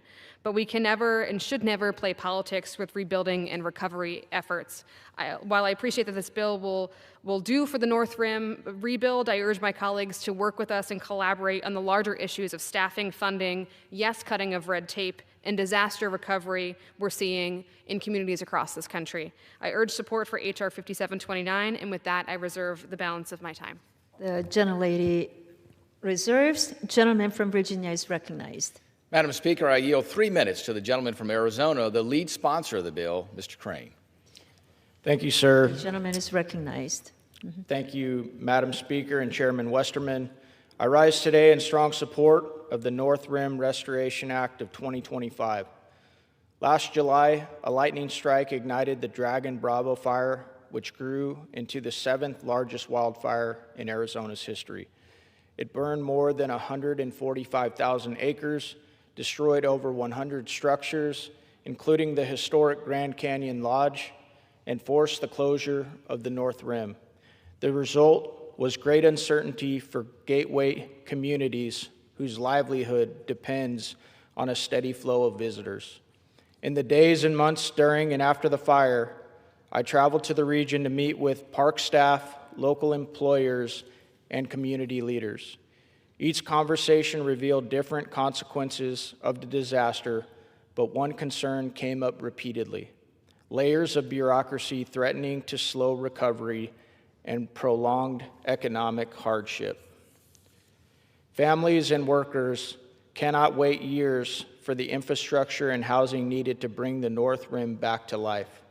That is why I work closely with local stakeholders to draft the North Rim Restoration Act of 2025. This bill gives the Department of Interior emergency contracting authority for all recovery efforts from the Dragon Bravo fire. This is a bipartisan approach that would minimize unnecessary delays. At the same time, it preserves community input, environmental standards, and mandatory reporting every 180 days to ensure transparency, accountability, and responsible use of taxpayer dollars.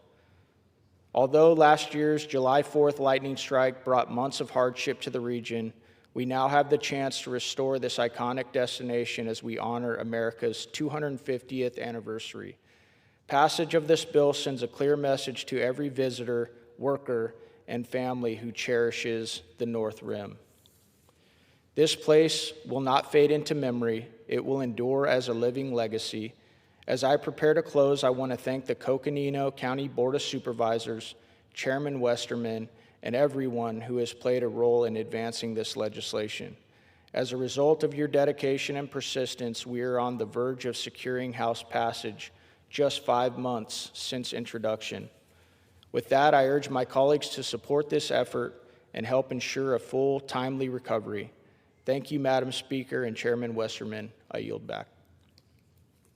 Madam Speaker, I have no further requests for time and am prepared to close. And I continue to reserve the balance of my time. The gentleman reserves. Gentlewoman from Maryland is recognized. Thank you, Madam Speaker. I urge my colleagues to support this critical piece of legislation, timely piece of legislation, and I yield back the balance of my time. The gentlelady yields back. The gentleman is recognized for closing. Madam Speaker, I'd again like to thank Mr. Crane for his thoughtful and aggressive efforts to make sure we can restore the Grand Canyon National Park to its former glory, and for him to highlight the incredible stress that this places on the communities there. I want to thank him, too, for offering this legislation at a key point to make sure that the right things happen so that people in his district can indeed get back to what they know is highlighting a great, great national treasure. H.R. 5729 gives the National Park Service limited accountable authorities to expedite the restoration and rebuilding process following last year's Dragon Bravo fire so that the treasured North Rim of the Grand Canyon can fully reopen and do so safely. I want to once again thank Representative Crane for his leadership on this effort, for his insightfulness, and I urge my colleagues to join me in supporting this legislation. Madam Speaker, thank you, and I yield back the balance of my time. The gentleman yields. The question is, will the House suspend the rules and pass the bill H.R. 5729 as amended? Those in favor say aye. Those opposed, no. In the opinion of the chair, 2/3 being in the affirmative, the rules are suspended, the bill is passed, and without objection, the motion to reconsider is laid on the table. For what purpose does the gentleman from Virginia seek recognition? Madam Speaker, I move to suspend the rules and pass the bill, H.R. 2196, as amended. The clerk will report the title of the bill. Union Calendar Number 443, H.R. 2196, a bill to provide for an extension of the legislative authority of the National Emergency Medical Services Memorial Foundation to establish a commemorative work in the District of Columbia and its environs. The pursuant to the rule, the gentleman from Virginia, Mr. Whitman, and the gentlewoman from Maryland, Ms. Alfred, each will control 20 minutes. The chair recognizes the gentleman from Virginia. Madam Speaker, I ask unanimous consent that all members have 5 legislative days to revise and extend their remarks and to include extraneous material on H.R. 2196, the Without bill now under objection. consideration. I yield myself as much time as I may consume. The gentleman is recognized. Madam Speaker, I rise today in support of H.R. 2196, the National Emergency Medical Services Memorial Extension Act, which is sponsored by Representative Hudson. Emergency medical service providers are often the first people on the scene in a moment of crisis. They respond to accidents, natural disasters, public health emergencies, and everyday calls for help. More than 1 million Americans serve as EMS providers across the country under one shared mission: to save lives and protect the public. Despite that service, there is still no permanent memorial in our nation's capital dedicated to EMS professionals who have lost their lives in the line of duty. In 2018, Congress authorized the National Emergency Medical Services Memorial Foundation to establish such a memorial. Since then, the foundation has moved through the federal approval process and is now working on site selection and environmental review. Like many memorial projects, progress has been steady but slow due to design approvals and the need to raise private funds. Unfortunately, the authorization for this important memorial expired last year, and the foundation needs this authorization extended to finally complete its mission. Representative Hudson's bill provides a straightforward solution. His legislation extends the foundation's legislative authority for an additional 7 years, allowing the work to continue so this memorial can finally be completed. Importantly, this memorial will remain funded entirely through private contributions, with no cost to the taxpayers. This legislation also does not expand the project or change its purpose. It simply ensures that the effort to honor fallen EMS providers can be finished. I thank Representative Hudson for his leadership on this bill, and I urge my colleagues to support H.R. 2196, and I reserve the balance of my time. The gentleman reserves. Gentlewoman from Maryland is recognized. Thank you, Madam Speaker. I rise today in support of H.R. 2196, offered by my colleague, Representative Hudson of North Carolina, which provides the National Memorial Services Foundation with a straightforward extension to establish the National Emergency Medical Services Memorial right here in Washington, D.C. This is a deeply meaningful and important project that deserves our full support. Congress first authorized the establishment of this memorial in 2018, and the foundation's work to finalize its design and construction is almost complete. Unfortunately, the initial 7-year authorization recently expired. Today, this bill allows us to take the simple step and let the foundation continue its work to honor the service and sacrifice of the medical emergency service community for generations to come. Every year, EMS providers around the nation respond to millions of calls, ranging from health emergencies to mass shootings. Whether they serve at the federal, state, local, private, volunteer, military, or tribal level, these brave men and women are dedicated to commitment and service. The memorial will be a small token of our appreciation for those who help others when they need it most.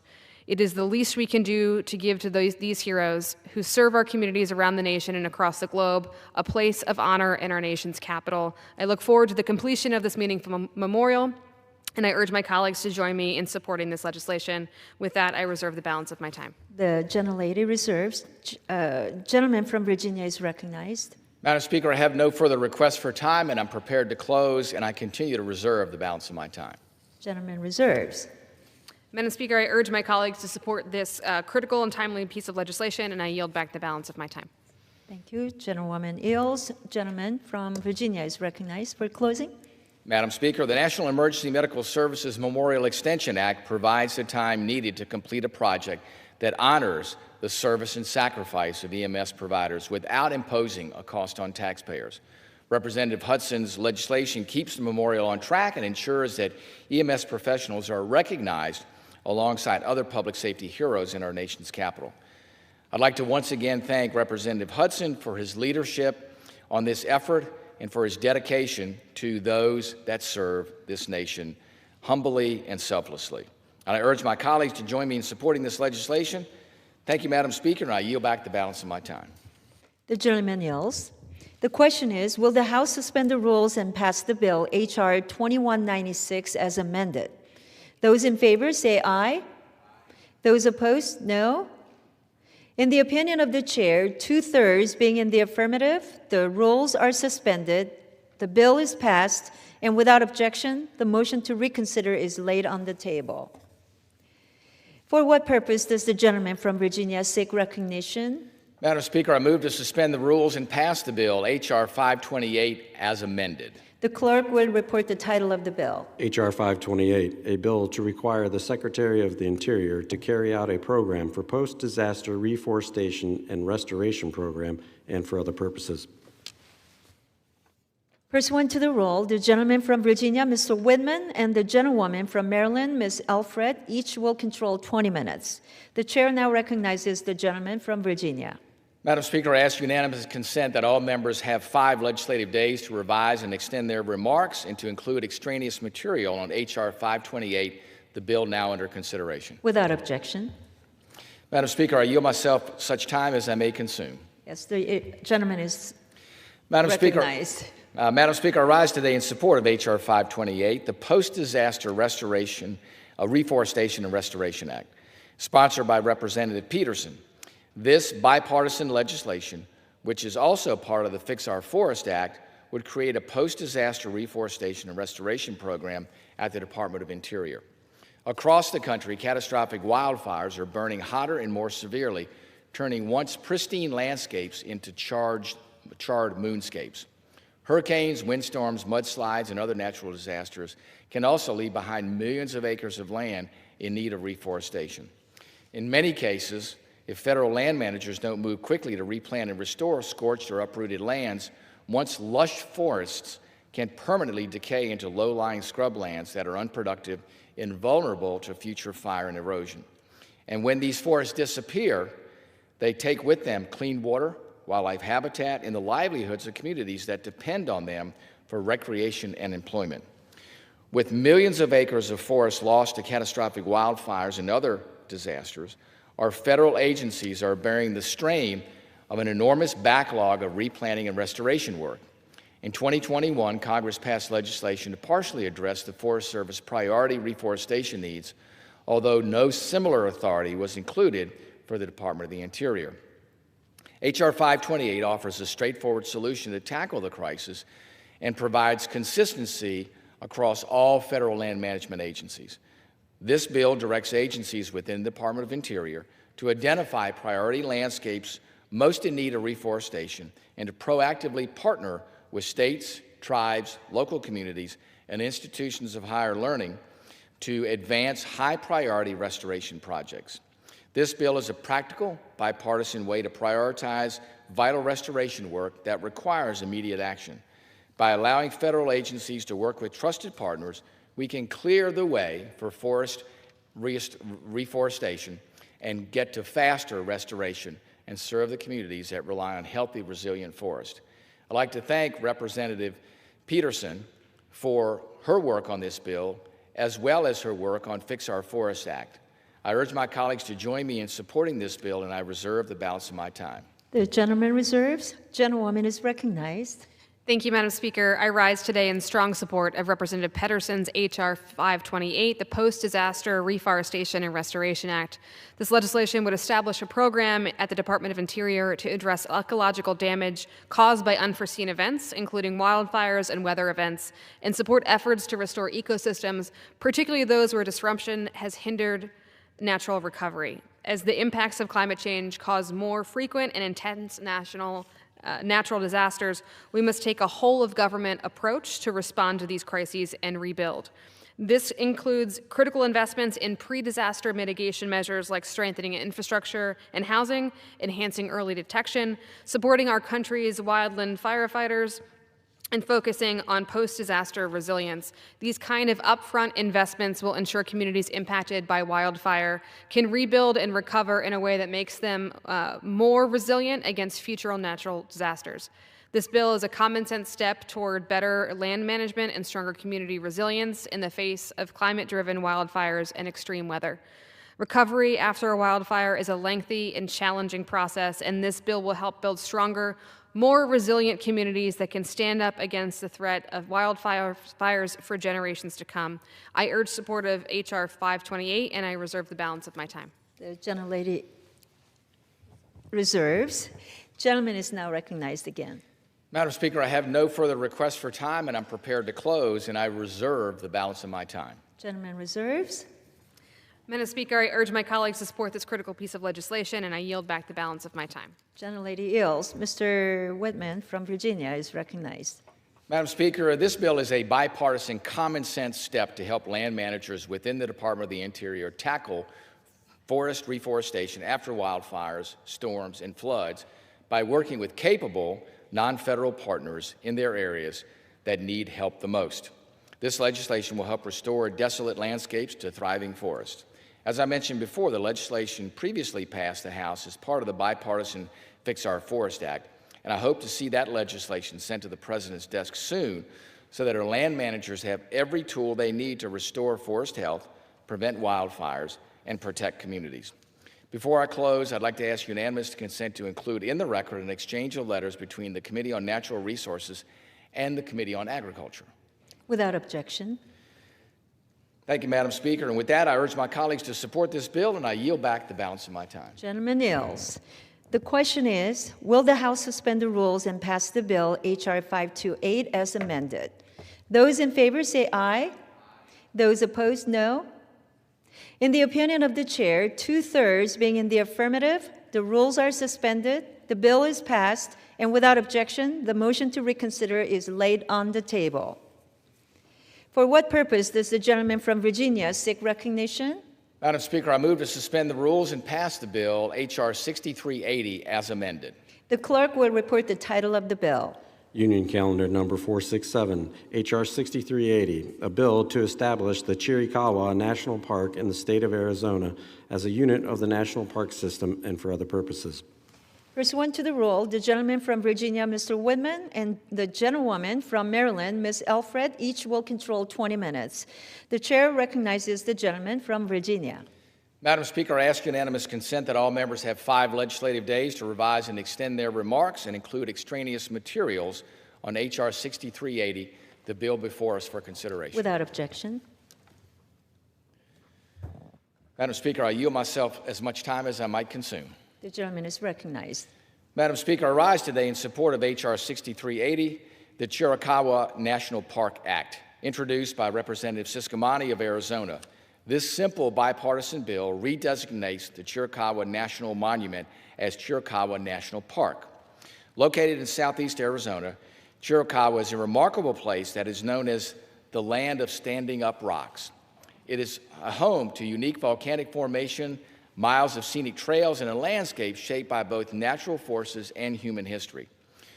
From its ancient volcanic hoodoos to pinnacles to historic sites conserving the history of prehistoric and indigenous people, early pioneers and ranchers, there is truly no place in the country like Chiricahua.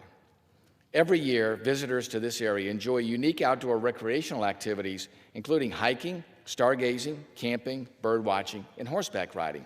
Across the country, outdoor recreation contributes $1.3 trillion to the U.S. economy. Last year, Arizona saw the second highest growth rate in its outdoor recreation activity amongst all states. By creating the nation's 64th national park and Arizona's 4th national park, Representative Ciscomani's legislation would further boost Arizona's outdoor recreational economy, create jobs, and support small businesses in rural gateway communities. Importantly, this bipartisan bill does not expand the site's boundaries or change its management. It simply recognizes the national significance of Chiricahua by elevating it to full national park status. The change would place Chiricahua alongside other flagship parks and help raise its profile and support increased tourism. The bill has significant local support. Representative Ciscomani has worked hard with all affected stakeholders to address any potential concerns. Representative Ciscomani added new language to the bill this Congress to ensure continued access for traditional uses for tribes in a way that respects cultural heritage while maintaining public access to the park without creating new precedents. In short, this bill honors a place of exceptional natural, historical, and cultural value without changing its footprints or management framework. I'd like to commend Representative Siscomani for years of hard work that he has put in to make the dream of Arizona's 4th national park a reality. I cannot think of a better time than during America's 250th anniversary to send this meaningful legislation to the President's desk, and I urge my colleagues to support this bipartisan bill. With that, Madam Speaker, I thank you, and I reserve the balance of my time. The gentleman reserves. Gentlelady from Maryland is recognized. Thank you, Madam Speaker. I rise today in support of H.R. 6380, offered by my colleague, Representative Siscomani of Arizona, which would redesignate the Chiricahua National Monument as the Chiricahua National Park. Located in the unique Sky Island ecosystem of southeastern Arizona, Chiricahua National Monument is known as a wonderland of rocks, which sounds magical. This unique and stunning landscape is filled with pinnacles, spires, and balancing rocks that inspire a sense of awe and wonder.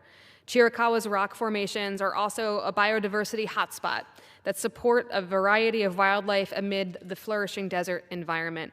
This includes Apache foxes, javelinas, I hope I pronounced that correctly, black bears, mountain lions, white-tailed deer, and over 200 bird species. The monument is truly a special place that protects beautiful and important ecosystems, but that is only a part of its story. Tribal communities have deep ties and connections to the landscape. Justine Jimmy, the Deputy Attorney General of the San Carlos Apache tribe, testified on this proposal during the 2024 hearing before the House Natural Resources Committee.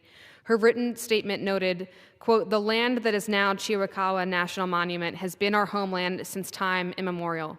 Long before the formation of the United States and before the U.S. cavalry took our land to give to settlers, pioneers, and miners. This history is a history that cannot be ignored, which is why tribal engagement has been such a critical component in building support for this bill, and I'd like to thank the bill sponsor for doing that. The bill ensures tribes can continue to access important and sacred sites, even permitting temporary closure of areas of the park for tribal ceremonies. That is a key part of upholding our trust obligations and ensuring tribal support for this redesignation. The National Park Service itself has noted that the wealth of cultural and natural resources across Chiricahua's landscape make it a strong candidate for national park status. I'm excited about the prospect of designating our nation's next national park, but I also want to be very clear about what comes next. Our parks and public lands have been short-staffed and under-resourced by the current administration, with nearly a quarter of the national park staff departing the agency, some voluntarily and many others involuntarily, since the beginning of the last year. So, Madam Speaker, after approving the designation of this new national park, I urge for full resources and full staffing so that it can meet its mission. As we continue to come together to create new national parks to protect our nation's most special places, we must continue to do everything in our power to make sure our national parks have the staffing and resources they need for the next 250 years and beyond. Thank you, and I reserve my time. The gentlelady reserves. Gentleman from Virginia is recognized. Madam Speaker, I yield 3 minutes to the gentleman from Arizona, the lead sponsor of the bill, Mr. Siscomani. Representative Siscomani is recognized. Thank you, Madam Speaker. Thank you, Chairman Westerman and my colleague, Representative Whitman, for this time. I rise today in strong support of my bill, the Chiricahua National Park Act. I also want to thank my colleague from Maryland. These were not easy words to pronounce, Chiricahua, javelinas, and so on. So Arizona threw you a curveball on this one, but you did very well with all that. So I want to thank you for that. For more than a century, the remarkable landscape of Chiricahua National Monument in southeastern Arizona has inspired visitors from across the country, known as the Wonderland of Rocks. This extraordinary area protects towering volcanic rock formations, deep canyons, and one of the most biologically diverse mountain ranges in the entire Southwest.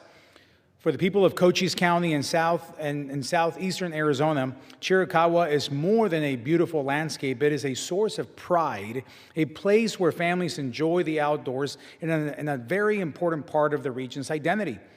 This legislation simply redesignates the monument as a national park, recognizing its national significance without expanding its footprint or changing existing land management. Just as important, this bill supports economic opportunity in rural Arizona. The redesignation would help raise Chiricahua's national profile, attract more visitors, and strengthen tourism across southeastern Arizona. That is why this effort is widely supported by the local business community, along with local leaders and stakeholders who see the potential for a responsible economic tied to outdoor recreation and also conservation.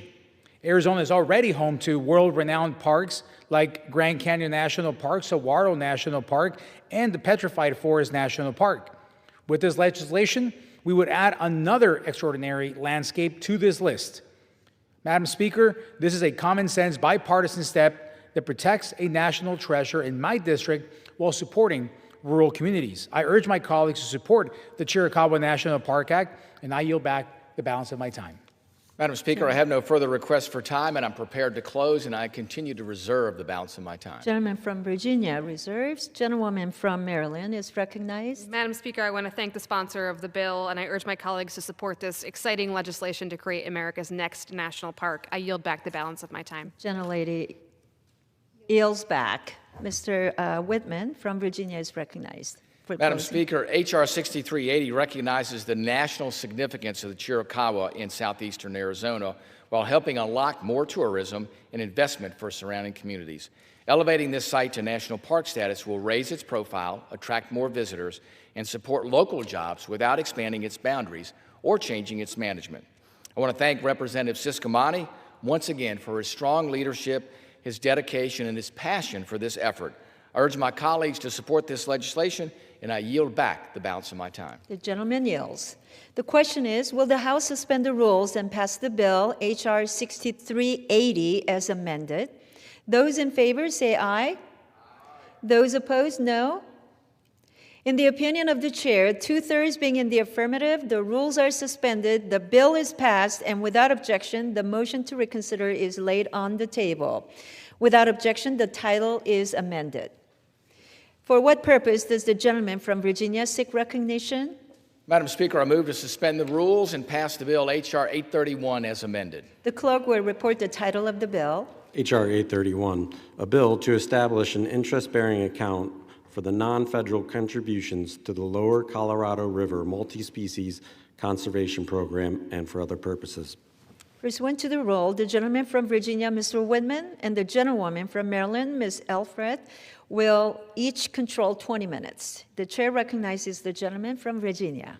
Madam Speaker, I ask unanimous consent that all members have 5 legislative days to revise and extend their remarks and to include extraneous material on H.R. 831, the bill now under consideration. Madam Speaker, I yield myself as much time as I may consume. The gentleman is recognized. Madam Speaker, I rise today in support of H.R. 831, the Lower Colorado River Multi-Species Conservation Program Amendment Act of 2025, sponsored by Representative Calvert from California. The Lower Colorado River Multi-Species Conservation Program aims to conserve native fish populations, increase habitat for migratory birds in the Lower Colorado River Basin, and allow for continued water and power deliveries. The federal government contributes 50% of its funding, and 3 lower basin states provide the remainder. In recent years, however, the pace of funding has outpaced the pace of work, leaving available funds idle. This legislation would authorize the Bureau of Reclamation to place the program's non-federal funds in an interest-bearing account, providing approximately $2 million annually that would otherwise be borne by lower basin states. I commend Representative Calvert for his continued leadership, and I urge my colleagues to support H.R. 831. Thank you, Madam Speaker, and I reserve the balance of my time. The gentleman reserves. Gentlewoman is recognized. Thank you, Madam Speaker. If I could, this is our last of a marathon bills, and I think the breadth of the bills we saw today are a testament to this committee, from protecting sequoias in California to addressing invasive blue catfish in the Chesapeake to supporting our national parks in Mississippi, Missouri, Arizona, to the bill before us today. I'm just in awe of this committee's work product. I want to thank the chair, the ranking member, and the committee staff. This is what Americans sent us here to do, and I'm grateful to be a part of it. I want to thank my colleague from Virginia for his professionalism as well. I rise today in support of H.R. 831, offered by my colleague, Representative Calvert Calvert of California. As we stand here today, the 7 basin states are continuing negotiations on an agreement that will shape the future of the Colorado River, which has ramifications across the region. The post-2026 operations are critical to managing the already over-allocated river in a changing climate, which has led to unprecedented drought conditions and declining water levels at key reservoirs. I appreciate the work the states have already done to move towards a solution and urge them and the Department of Interior to continue working together to reach an agreement. Interior must also ensure that the 30 tribal nations in the basin are part of a long-term solution as part of the long history of collaboration in the basin to accomplish the shared goal of continued delivery of water and power while protecting ecosystems.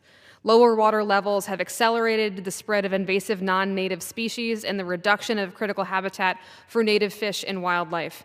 H.R. 831 would authorize an interest-bearing account for non-federal contributions to the Lower Colorado River Multi-Species Conservation Program, allowing these funds to accrue interest that can be reinvested back into the program. This program brings together federal, state, and local partners to protect endangered species while also ensuring the continued water operations and maintenance activities of the lower basin. It is funded through a 50-50 cost share agreement between the federal government and the 3 lower basin states. Currently, no non-federal contributions to the program are held in a non-interest-bearing account. By authorizing an interest-bearing account, H.R. 831 will help provide additional funding to further support the stability of the Lower Colorado River Multi-Species Conservation Program and help balance water operations and ecosystem health in the lower basin. I urge support of H.R. 831 and reserve the balance of my time. Gentlewoman reserves. Gentleman is now recognized.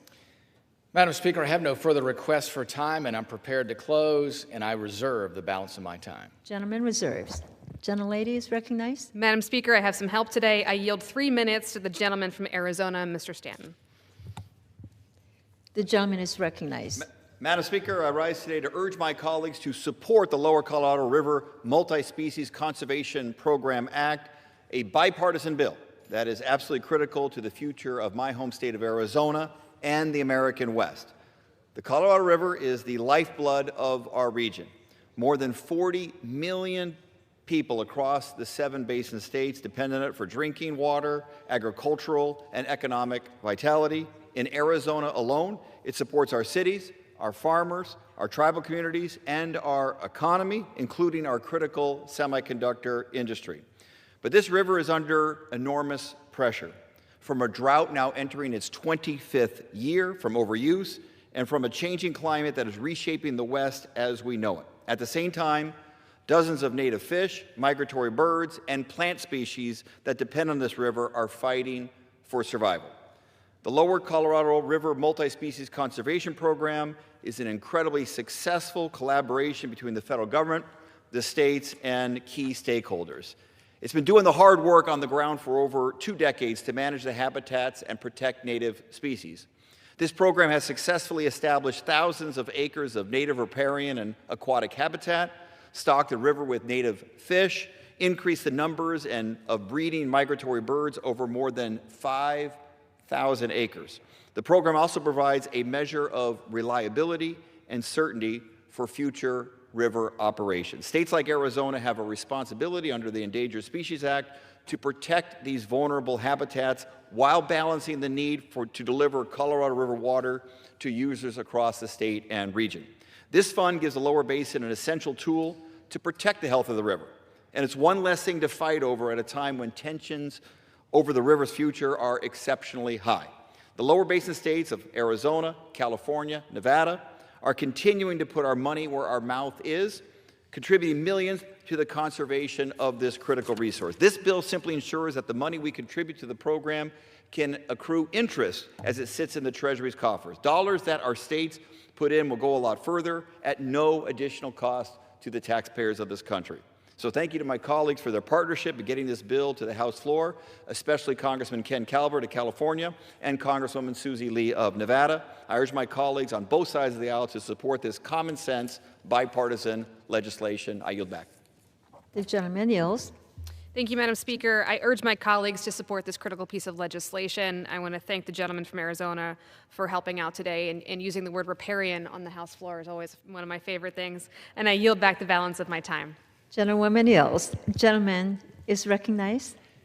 Madam Speaker, I also want to reflect on Representative Elfreth's words, and that is the incredible work by the Natural Resources Committee, the leadership there, with Chairman Westerman, Ranking Member Huffman, and an incredible staff. And they do a lot to bring these bills to the floor, to make sure, too, that they work through, to make sure they can receive bipartisan support. This is truly what Congress needs to do, is to get bills through that have impacts on these districts. And you heard from members today the incredible impact that these bills have on people's lives and on their districts. And that's what makes legislating important.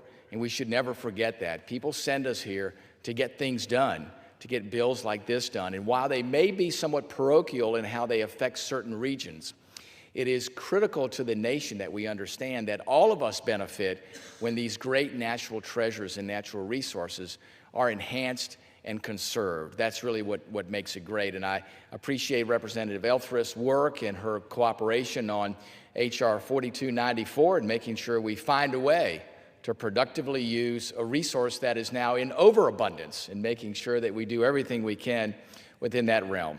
It's key to us as members of the Natural Resource Committee to make sure we get these things done. You know, we are entrusted, not only as legislators, but we are entrusted by the people that elect us to be the stewards of what they own, the great lands and treasures and natural resources of this nation.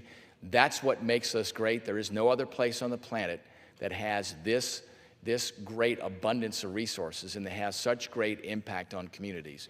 We're all honored to be here today as advocates for that, along with our fellow members, to make sure these pieces of legislation see their way into being signed into law. And I want to thank my colleagues on both sides of the aisle, thank the incredible staff on the Natural Resources Committee for what has culminated today in a number of fantastic pieces of legislation that will make a difference in people's lives, will continue to preserve what we hold great in this nation, and that is our true national treasure, our natural resources. And with that, Madam Speaker, I yield back the balance of my time. Gentleman from Virginia, Ills back. Thank you. The question is, will the House suspend the rules and pass the bill H.R. 831 as amended? Those in favor say aye. Those opposed, no. In the opinion of the chair, 2/3 being in the affirmative, the rules are suspended, the bill is passed, and without objection, the motion to reconsider is laid on the table. For what purpose does the gentleman from Virginia seek recognition? Madam Speaker, I move that the House do now adjourn. The question is on the motion to adjourn. Those in favor say aye. Those opposed, no. The ayes have it. The motion is adopted. Accordingly, the House stands adjourned until 10 a.m. tomorrow for our morning hour debate.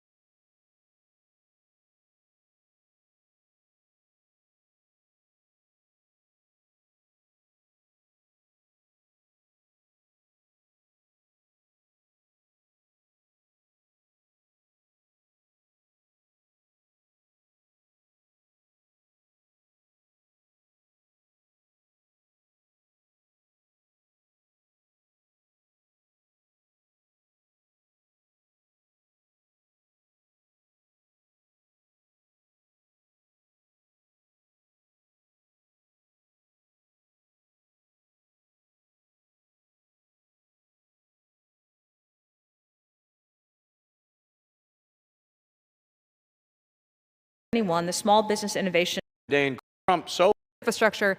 Speaker, I move to suspend the rules and pass the bill. Arizona. Which is regime still not the Small Business Innovation and Trump so much. They are the Staff on the Natural Resources Committee. Small Business Innovation and Economic Security Act, which reauthorizes the Small Business Innovation Research and Small Business Technology Transfer Programs through September 30th, 2031. The SBIR and the STTR programs are critical to American innovation and help ensure that the United States remains a step ahead of foreign adversaries. This reauthorization package is the culmination of countless hours of bicameral and bipartisan negotiations over several months. I want to thank my colleagues in the House, the Committee on Small Business Chairman Williams and Ranking Member Velasquez, and Committee on Science, Space, and Technology Chairman Babin, and Ranking Member Lofgren for their work to get these programs reauthorized. I also want to thank Chairman Ernst and Ranking Member Markey for advancing this bill through the Senate. Today is the day we get these programs back online for small businesses across the country. The SBIR and the STTR programs have helped small businesses turn big ideas into real solutions by providing early-stage funding for more than 40 years. These investments have produced groundbreaking technologies that strengthen America's economy and our national defense. Unfortunately, both these programs were shut down for the first time for the last 5 months due to the Senate's inability to pass a short-term clean reauthorization while negotiations continue. This lapse created uncertainty for small businesses, delayed critical innovation, and risked allowing critical technology to fall into the hands of foreign adversaries. This reauthorization package contains several bipartisan reforms that restore stability and strengthen the programs by safeguarding American technology, reducing administrative burdens, and accelerating the development of emerging technologies. This bill also aims to bridge the valley of death between research and commercialization by providing training for acquisition officials, improving data collection across participating agencies, and modernizing technical and business assistance for small businesses. The chairman and ranking member have shown their commitment to ensuring these programs remain strong, operate efficiently, and support small business innovators while advancing research and development. From life-saving medical advancements to next-generation defense capabilities, the SBIR and the STTR programs empower Main Street to deliver real solutions for both the government and the private sector. I thank my colleagues on both sides of the aisle and their staff for working to find a bipartisan path forward to reauthorize these critical programs. I look forward to seeing this bill enacted and the new innovative ideas that follow. I urge my colleagues to support this unanimous common sense solution, and I reserve the balance of my time. Gentlelady reserves. The gentlelady from New York is recognized. Mr. Speaker, thank you, Mr. Speaker. I yield myself such time as I may consume. The gentlelady is recognized. Mr. Speaker, I rise today in support of S. 3971, the Small Business Innovation and Economic Security Act.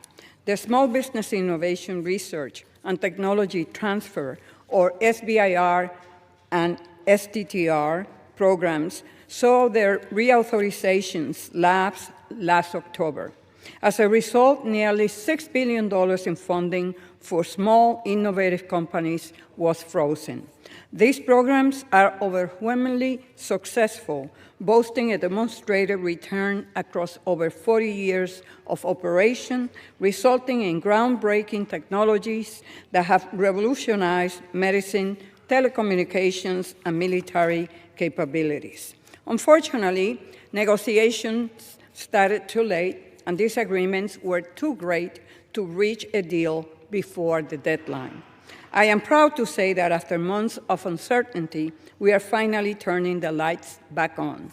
The product before us today is the result of those months' long deliberation while the program was lapsed.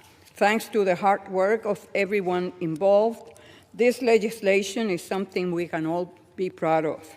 Ideas from our majority, like strategic breakthrough funding, will help attract both private capital and government buy-in to rapidly scale promising technologies. At the same time, ideas from myself and Senator Markey serve to strengthen our program's Phase 3 by investing in contract officer training and ensuring the PCRs advocate for small firms with successful products in the government. Together, these provisions mark a cohesive effort at bringing the valley of death for small, innovative companies. Long-standing bipartisan priorities, such as strengthening the program's data collection system, as well as making improvements to technical and business assistance and the Innovation Courts program, have finally made it across the finish line. In addition, my colleagues on the Science, Space, and Technology Committee made real improvements to the Foreign Due Diligence program, protecting small firms from espionage by our adversaries.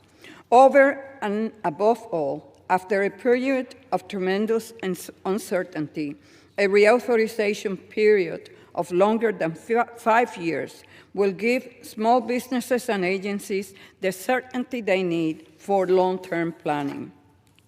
The lapse in authorization over the past 5 months has been excruciating and unprecedented for small firms and labs who are at the cutting edge of technology.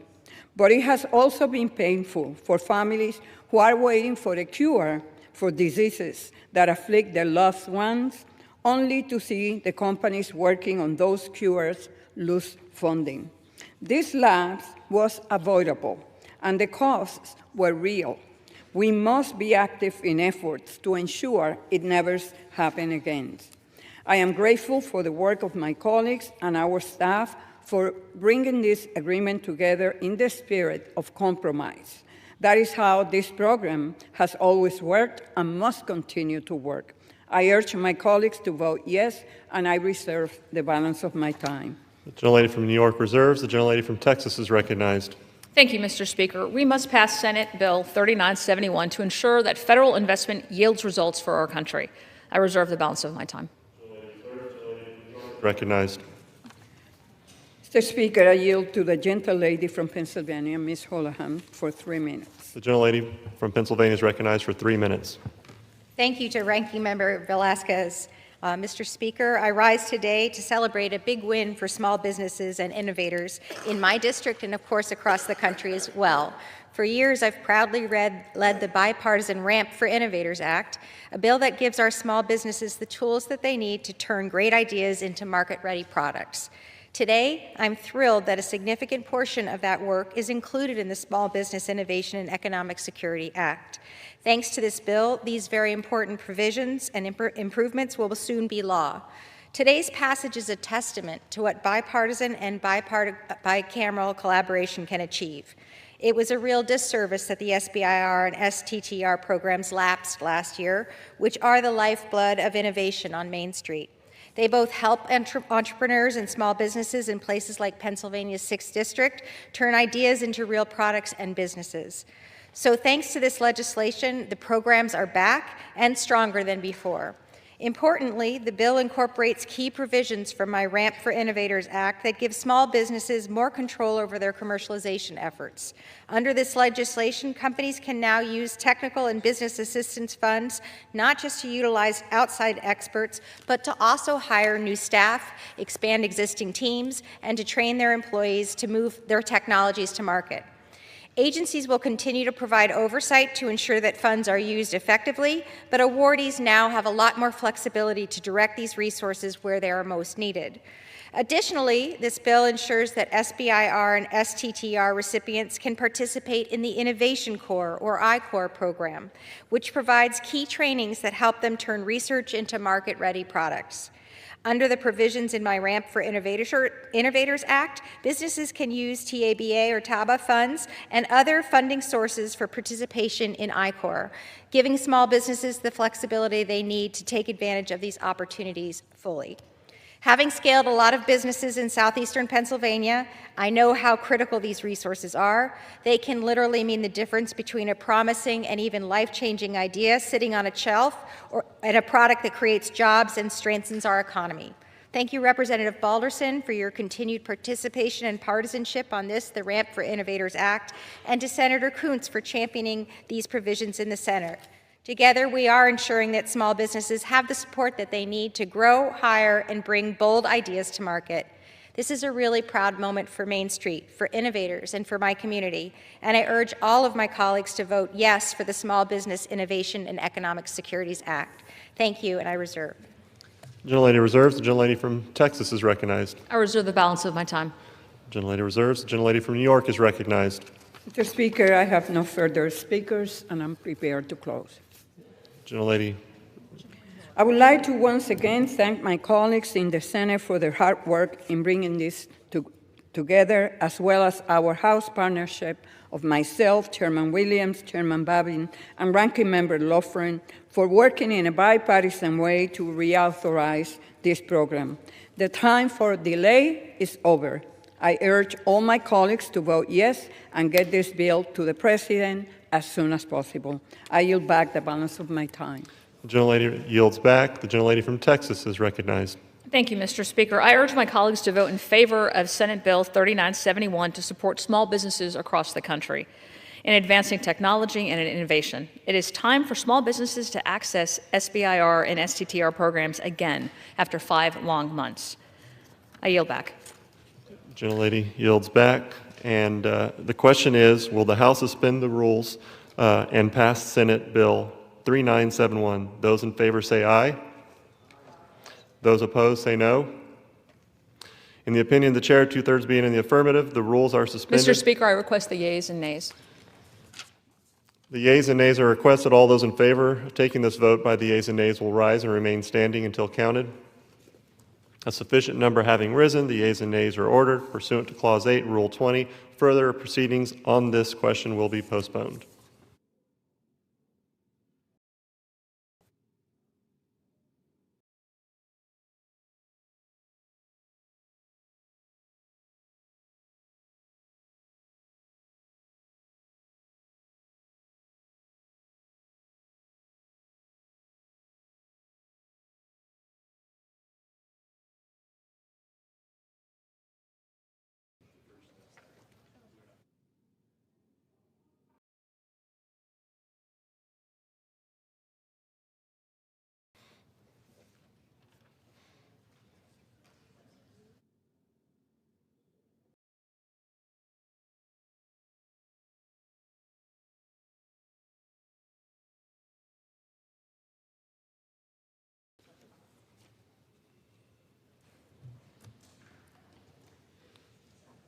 Who's on the other side?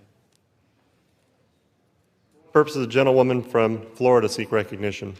Mr. Speaker, I move to suspend the rules and pass S. 1884, the Holocaust Expropriated Art Recovery Act of 2025. The clerk will report the title of the bill.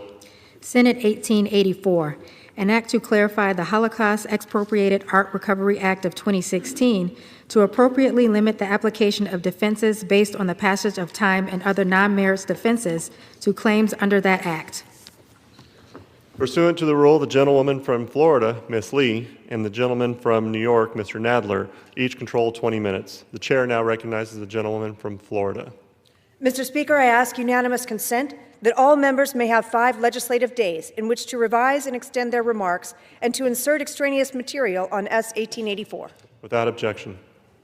I yield myself such time as I may consume. The gentlelady is recognized. I am grateful for the opportunity to bring this legislation before the House today, and I want to thank my bipartisan colleagues in both chambers who have worked to advance this important effort.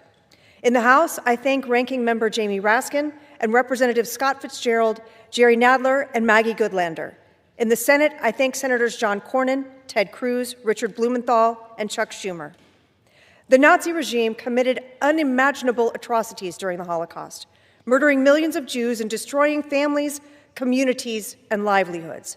But the regime also carried out a systemic campaign of cultural theft.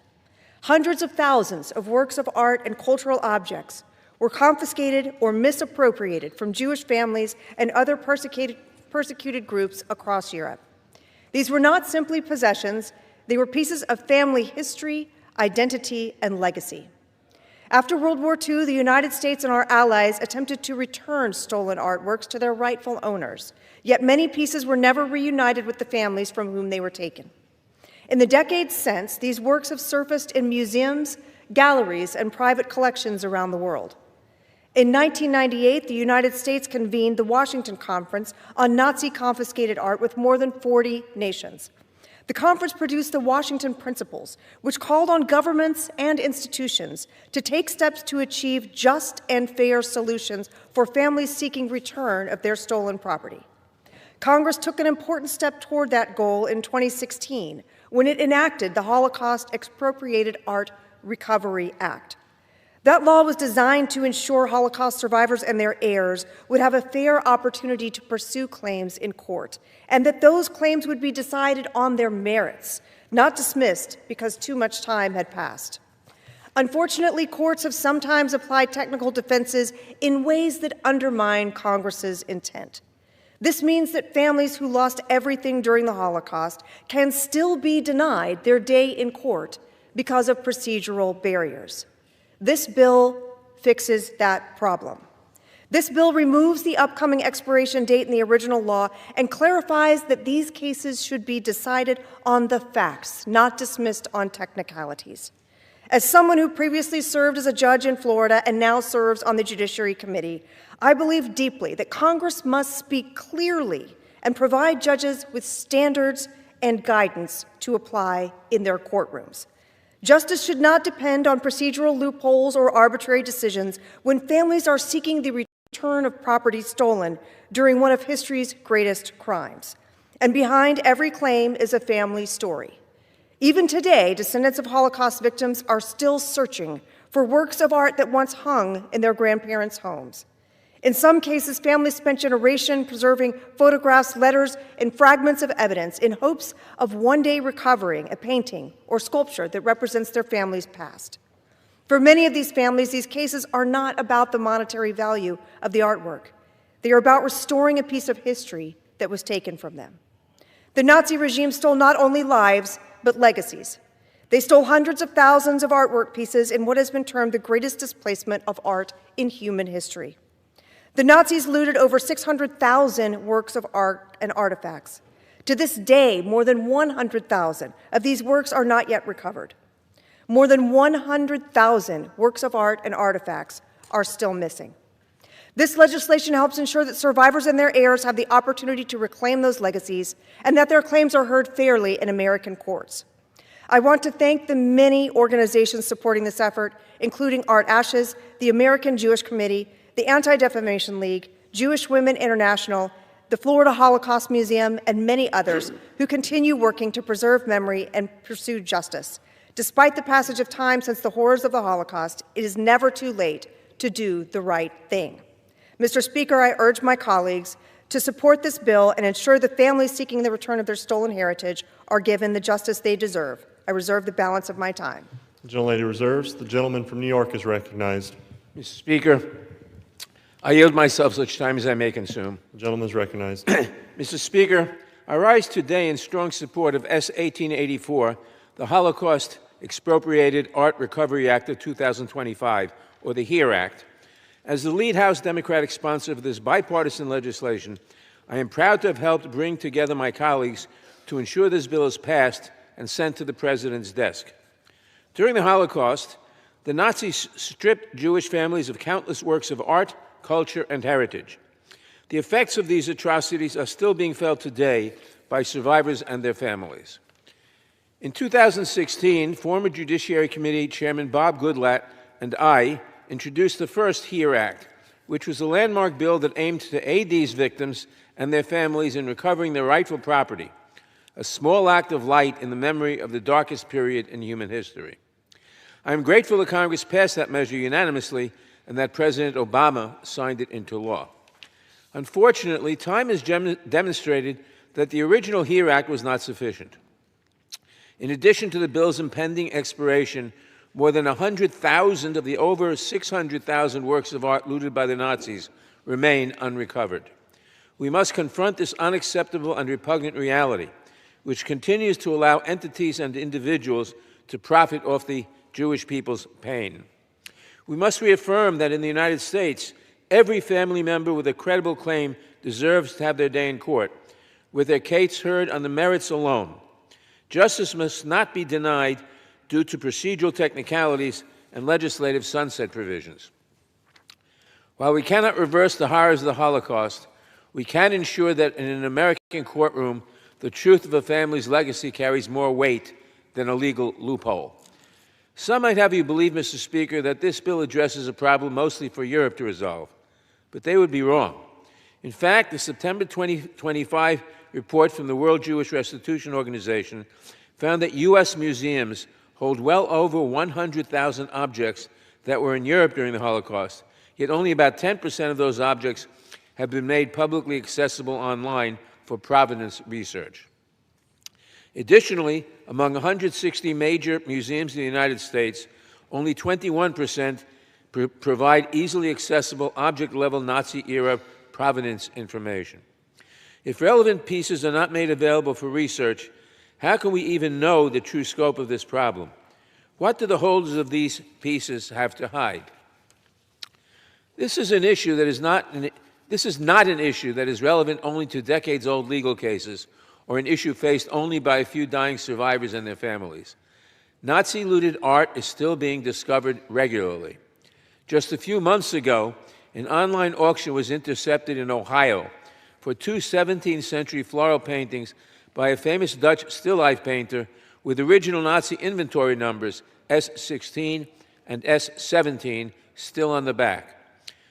The works had been sitting in an abandoned safe deposit box in Texas for decades before surfacing. In 2023, the Manhattan District Attorney's Office seized 7 works by a famous Austrian expressionist painter valued at nearly $10 million that had for decades been displayed in a variety of museums and collections in New York. The DA's office rightfully returned the pieces to the heirs of Fritz Grunbaum, a Jewish collector murdered at Dachau concentration camp in 1941. That is why we must reauthorize and improve the HERE Act of 2016 by passing the bill before us today, to ensure that the provenance of pieces that can be proven are able to be fully litigated on their merits alone, and to send a clear message from the halls of Congress to those who knowingly hold Holocaust-looted art that the United States will no longer tolerate such barbaric behavior. It is also important for us to be abundantly clear about what this bill does and does not do. Fundamentally, this bill seeks to ensure that claims regarding Nazi-looted art are decided on their merits alone, without hiding behind procedural technicalities. The bill also eliminates the original HERE Act sunset provision, which is scheduled to expire in December 2026. That deadline was intended to encourage museums and holders to complete provenance research on the relevant pieces and to resolve any applicable claims. Unfortunately, this limited time frame has allowed some institutions to delay, withhold information, and run out the clock. I hope we can all agree, Mr. Speaker, that justice for victims of the Holocaust and their families should not come with an expiration date. Here is what this bill does not do. It does not decide who wins and loses any case. It does not undermine in letter or intent any agreements made by any entity regarding any Holocaust-related or other matters. It does not impact or seek to influence any other categories of Holocaust claims outside of those that are art-related and specifically described in the legislation. The issues this legislation seeks to address are not new. In fact, it even appeared in the early 2000s popular TV show The West Wing. In a second season episode, a Jewish woman on a White House tour begins screaming after recognizing a painting that had belonged to her father in France before it was seized by the Vichy regime during the Holocaust and later gifted to the White House. In the television show, the painting is swiftly and voluntarily returned to the woman and her family. The show is obviously a work of fiction, but if all similar claims were resolved in such a way in reality, there would be much less need for this legislation. Unfortunately, like much of the West Wing, such a resolution is too often too good to be true. Finally, there are many individuals and organizations that have worked hard to draft and promote this legislation. I wish to thank all of them, and especially the Art Ashes organization. Without their tireless advocacy, this day would not be possible. I also want to thank the gentlewoman from Florida, Ms. Lee, for her partnership in introducing this bill in the House. I urge my colleagues to support this important legislation to ensure that victims of the Holocaust and their families are able to have their claims heard on their merits alone. Thank you, and I reserve the balance of my time. The gentleman reserves. The gentlelady from Florida is recognized. Mr. Speaker, I yield 3 minutes to the gentleman from Pennsylvania, Mr. Fitzpatrick. The gentleman from Pennsylvania is recognized for 3 minutes. Thank you, Mr. Speaker, and I want to thank my colleagues, Representatives Lee and Nadler, for bringing this very, very important piece of legislation to the floor today. And Mr. Speaker, I rise today in strong support as a co-sponsor of the Holocaust Expropriated Art Recovery Act, the HERE Act of 2026. Mr. Speaker, during the Holocaust, the Nazi regime and its collaborators systematically looted hundreds of thousands of works of art and cultural treasures from Jewish families across Europe. These were not simply valuable objects. They were pieces of family history, family identity, and family heritage. For decades, many survivors and their heirs have fought simply for the chance to have their claims heard in court.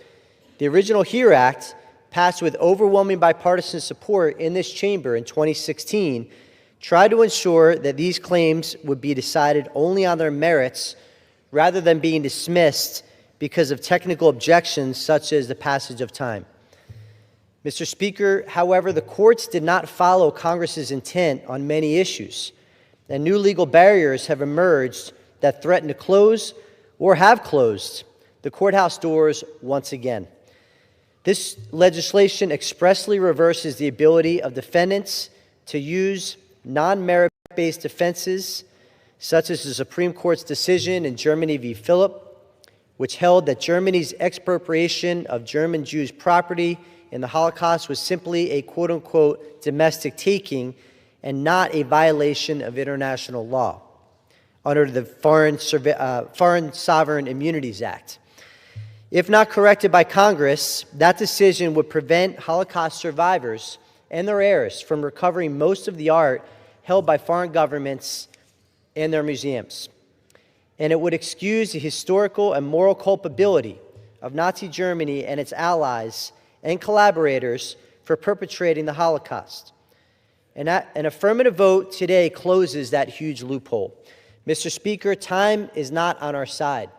Roughly 30,000 Holocaust survivors remain alive today in the United States of America, many now in their 90s, some of whom live in my district. They deserve to see in their lifetimes, and the world needs to hear, that in these times of rising anti-Semitism, that Congress wishes to right these historical wrongs. Mr. Speaker, this bill does not guarantee outcomes. It simply ensures that claims are heard fairly and decided on their merits. Passing this legislation reaffirms our nation's commitment to justice, historical truth, and the memory of those who suffered one of history's darkest crimes.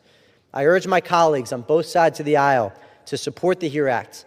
And with that, I yield the balance of my time. The gentleman yields back. The gentleman from New York is recognized. Mr. Speaker, I now yield 5 minutes to the distinguished ranking member of the Judiciary Committee, the gentleman from Maryland, Mr. Raskin. Gentleman from Maryland is recognized for 5 minutes. Thank you, Mr. Speaker, and thank you to Mr. Nadler for his extraordinary leadership on this legislation and on this issue. I rise in strong support of Senate Bill 1884, the Holocaust Expropriated Art Recovery Act of 2025. The bill, which has already passed the Senate by unanimous consent, amends the Holocaust Expropriated Art Recovery Act of 2016 in a number of key ways to ensure that Holocaust survivors or their heirs have a fair opportunity in court to recover all of the artwork that was stolen by the Nazi regime, or what's left of it. In doing so, this bill will provide these victims the chance to obtain some small measure of justice for the horrors and the injustices and indignities that their families have endured. During its reign of hatred and terror, the Nazis committed theft and murder on a mass industrial scale through the relentless killings of the Einsatzgruppen in the bloodlands of Europe and through the death camps they established at Auschwitz, Treblinka, Belzec, Sobibor, and many others. For the victims' families, these pieces of art are both stolen objects and stolen connections to their own family members whose memories the Nazis have tried to permanently erase from history. In many cases, the artwork serves as the final tangible connection of the victims' families to their lost family members, providing proof of their existence and a testament to their suffering and their loss. Congress passed the 2016 Act, which established a 6-year federal statute of limitations for claims arising from Nazi-stolen artwork out of concern that the state statutes of limitations would prevent most litigation. In its findings, Congress observed that the unique and horrific circumstances of World War II and the Holocaust make statutes of limitations especially burdensome to the victims and their heirs. It further noted the difficulty of piecing together their cases from a fragmentary historical record ravaged by persecution, war, and genocide. This costly process often cannot be done within time constraints imposed by what was then the existing law. Alas, several court decisions since the 2016 Act's passage have undermined the statute's purpose of trying to give victims a fair hearing on the merits of their cases, regardless of the passage of time. These decisions have dismissed numerous cases precisely based on passage of time, defenses like laches or adverse possession, or other non-merits defenses like forum non-conveyance, the act of state doctrine, or foreign sovereign immunity. This bill addresses these court decisions and related concerns. It eliminates the HERE Act's sunset provision so that defendants no longer have an incentive to simply run out the clock on victims' families. It also prohibits courts from dismissing lawsuits on grounds related to the passage of time or other non-merit defenses. Finally, it clarifies that claims for recovery of the artwork fall within an existing expropriation exception to foreign sovereign immunity, regardless of the victim's citizenship or nationality. This bill will help give victims and their heirs the chance to obtain a small measure of justice for the grave and dehumanizing wrongs they suffered as a result of the Holocaust. It will also give victims' families a chance to recover at least a partial connection to their loved ones, a connection that was stolen in every single way possible by the Nazis. I applaud Representative Lee and I applaud our Senate colleagues who have worked to advance this bill, and I also want especially to recognize my colleague, Representative Nadler, for his longtime aggressive and unswerving leadership on seeing justice done in this case and to see passage of both the 2016 Act and this bill. I strongly advocate for this legislation, and I urge all of our colleagues to support it, and I yield back. The gentleman yields back. The gentlelady from Florida is recognized. Mr. Speaker, I have no further speakers and am prepared to close. Does the gentlelady reserve? Yes. The gentleman from New York is recognized. Mr. Speaker, I'm prepared to close. The gentleman is recognized to close. Thank you, Mr. Speaker. I urge my colleagues to support this measure, and I yield back the balance of my time. The gentleman yields back. The gentlelady from Florida is recognized. Thank you, Mr. Speaker. It is just for Holocaust survivors and their heirs to continue to have their claims relating to art stolen from them by the Nazis heard in court. These claims should be decided on the merits, not dismissed due to technical defenses. The Holocaust Expropriated Art Recovery Act of 2025 will ensure just that. I urge my colleagues to support this bill, and I yield back. The gentlelady from Florida yields back. The question is, will the House suspend the rules and pass Senate Bill 1884? Those in favor say aye. Those opposed, no. In the opinion of the chair, 2/3 being in the affirmative, the rules are suspended, the bill is passed, and without objection, the motion to reconsider is laid upon the table.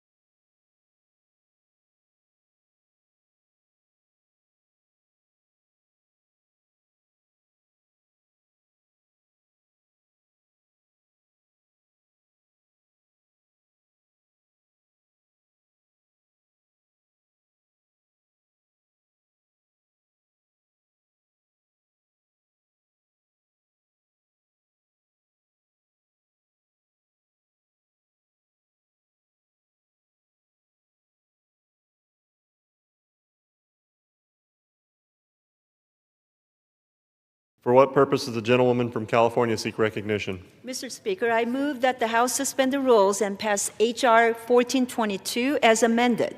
The clerk will report the title of the bill.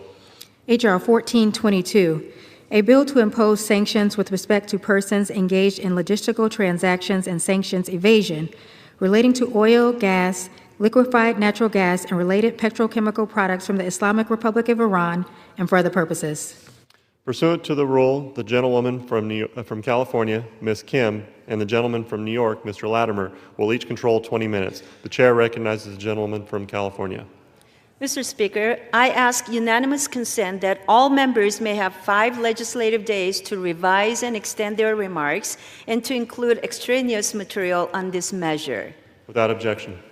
I also ask unanimous consent to place into the record letters between committees of referral on this bill. Objection. Thank you. I yield myself as much time as I may consume. Gentlewoman is recognized. Thank you. I rise in strong support of H.R. 1422, the Enhanced Iran Sanctions Act.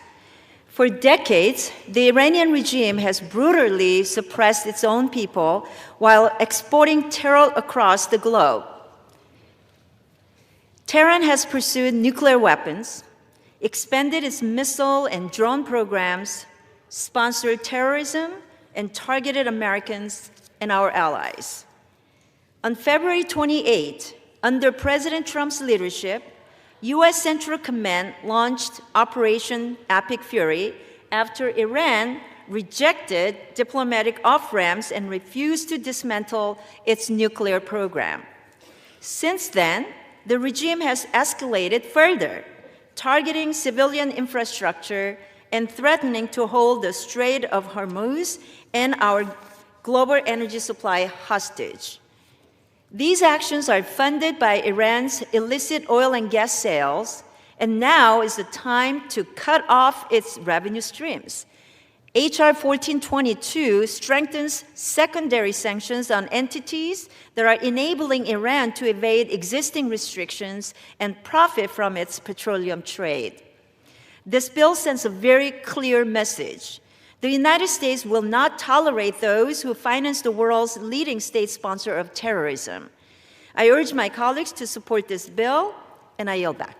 The gentlelady yields back. The gentleman from New York is recognized. Thank you, Mr. Speaker. I yield myself as much time as I may consume. Gentleman is recognized. Mr. Speaker, I rise in support of H.R. 1422. Mr. Speaker, no one in this chamber should be under any illusions about the nature of the Iranian regime. For decades, Iran has funded terrorist proxies, threatened our partners and allies, supplied training and arms that killed and maimed dozens of American forces in Iraq, and pursued weapons capabilities that destabilize the Middle East and endanger global security.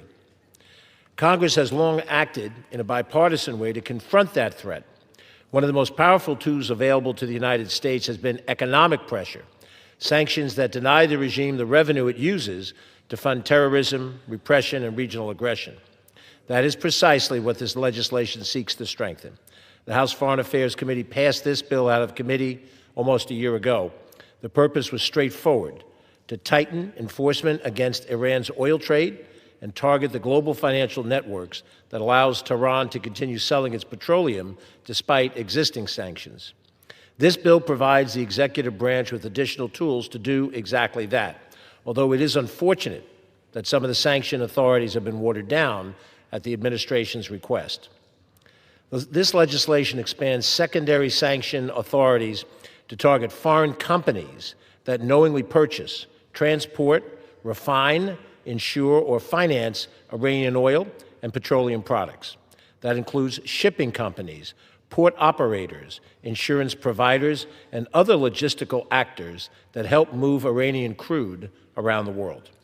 Crucially, it focuses attention on the network of foreign refineries and intermediaries, particularly in China, that have become the primary buyers of sanctioned Iranian oil, giving the executive branch clearer authority to penalize those actors and disrupt that trade. Taken together, these measures are intended to close loopholes in the existing sanctions architecture and make it far harder, difficult for Tehran to generate billions of dollars in oil revenue. Unfortunately, While the Trump administration spent years talking about maximum pressure, the reality looked very different. In practice, the administration often failed to enforce the sanctions authority already available to it, and at times actively undermined them. Last year, President Trump pardoned the founder of Binance, who pleaded guilty to sanctions evasions crime pertaining to Iran in 2023. The administration also failed to meaningfully disrupt the Iran-China energy trade or marshal the sustained diplomatic effort required to build international pressure against Tehran's illicit oil exports. As a result, Iran continued generating billions in energy revenue while the administration's policy drifted. Now we find ourselves in a very different and a far more dangerous situation. The United States started a war with Iran that Congress did not authorize, and the American people overwhelmingly thinks makes us less safe. 13 Americans have died in the conflict, and over 140 have been injured. The administration started this military campaign without a strategy or an end game. The regime has not collapsed, but gas prices are up 30%. Americans are paying $2 billion each and every day because of this administration's impulsive and illegal war. Consider the trade-off. The money Trump has already spent on this war could have paid for a full year of ACA premium tax credit extensions for Americans here at home. And what about that price at the pump? In a ham-handed attempt to fix a problem of its own making, the Trump administration has suspended sanctions against Russian oil used to finance Putin's war machine, while at the same time it dawdles on a peace solution in Ukraine. It's possible that the president will soon declare victory and move on, but the question of Iran will remain, as will its threats of retaliation and destabilization. And it may very well emerge from this conflict damaged, unstable, and led by a leadership even more extreme and vengeful than before. That is why tools like the ones in this bill remain important. Sanctions can help contain the regime's ability to rebuild its terrorist infrastructure, reconstitute its military capabilities, and restart its nuclear ambitions. Strong enforcement of these sanctions can also ensure that Iran cannot once again finance destabilizing activities across the region through oil revenues flowing into Tehran. At the same time, the future of Iran is highly uncertain. Only time will tell whether the conduct of the administration will, in the long run, cause more harm than good. However, our responsibility is to ensure that the Iranian regime does not have the resources to rebuild the machinery of repression at home or violence abroad. This legislation strengthens the tools needed to maintain that pressure for those with the sense to use it. I support this legislation, urge its support, and reserve the balance of my time. The gentleman reserves. The gentlelady from California seek to reclaim her time. Yes, I reclaim my time, and Mr. Speaker. Without objection, the gentlelady is recognized. Thank you, Mr. Speaker. I'm pleased to yield as much time as he may consume to the gentleman from New York, Mr. Lawler, the chairman of the Subcommittee on the Middle East and North Africa, and the author of this important bill. The gentleman from New York is recognized. Thank you, Mr. Speaker. For decades, presidents and members of Congress of both parties have talked about peace in the Middle East, stability in the Middle East, and freedoms for all who live there is something that all of us should be able to agree on. And almost everyone also agrees that Iran cannot have a nuclear weapon and that Iran is the greatest state sponsor of terrorism. Unfortunately, 53 of my colleagues from across the aisle last week chose not to support that belief, voting against a resolution that declared Iran the greatest state sponsor of terrorism. But for the first year of this term, President Trump has prioritized putting in place maximum pressure on the Iranian regime and prioritizing negotiations to stop their uranium enrichment, to stop their nuclear ambitions, to stop their ballistic missiles program, and to stop their financing of terrorism. Unfortunately, the regime refused to negotiate in good faith. 2 weeks ago, President Trump executed Operation Epic Fury to take their ballistic missiles program off the table for them. This offensive also destroyed their air defense system and their naval capabilities. And look where our partners and allies in the region are. They are opposed to a nuclear Iran. They are opposed to an Iranian regime. Small Business Innovation and Economic Security Act, which reauthorizes the Small Business Innovation, Research, and Small Business Technology Transfer Programs through September 30th, 2031. The SBIR and the STTR programs are critical to American innovation and help ensure that the United States remains a step ahead of foreign adversaries.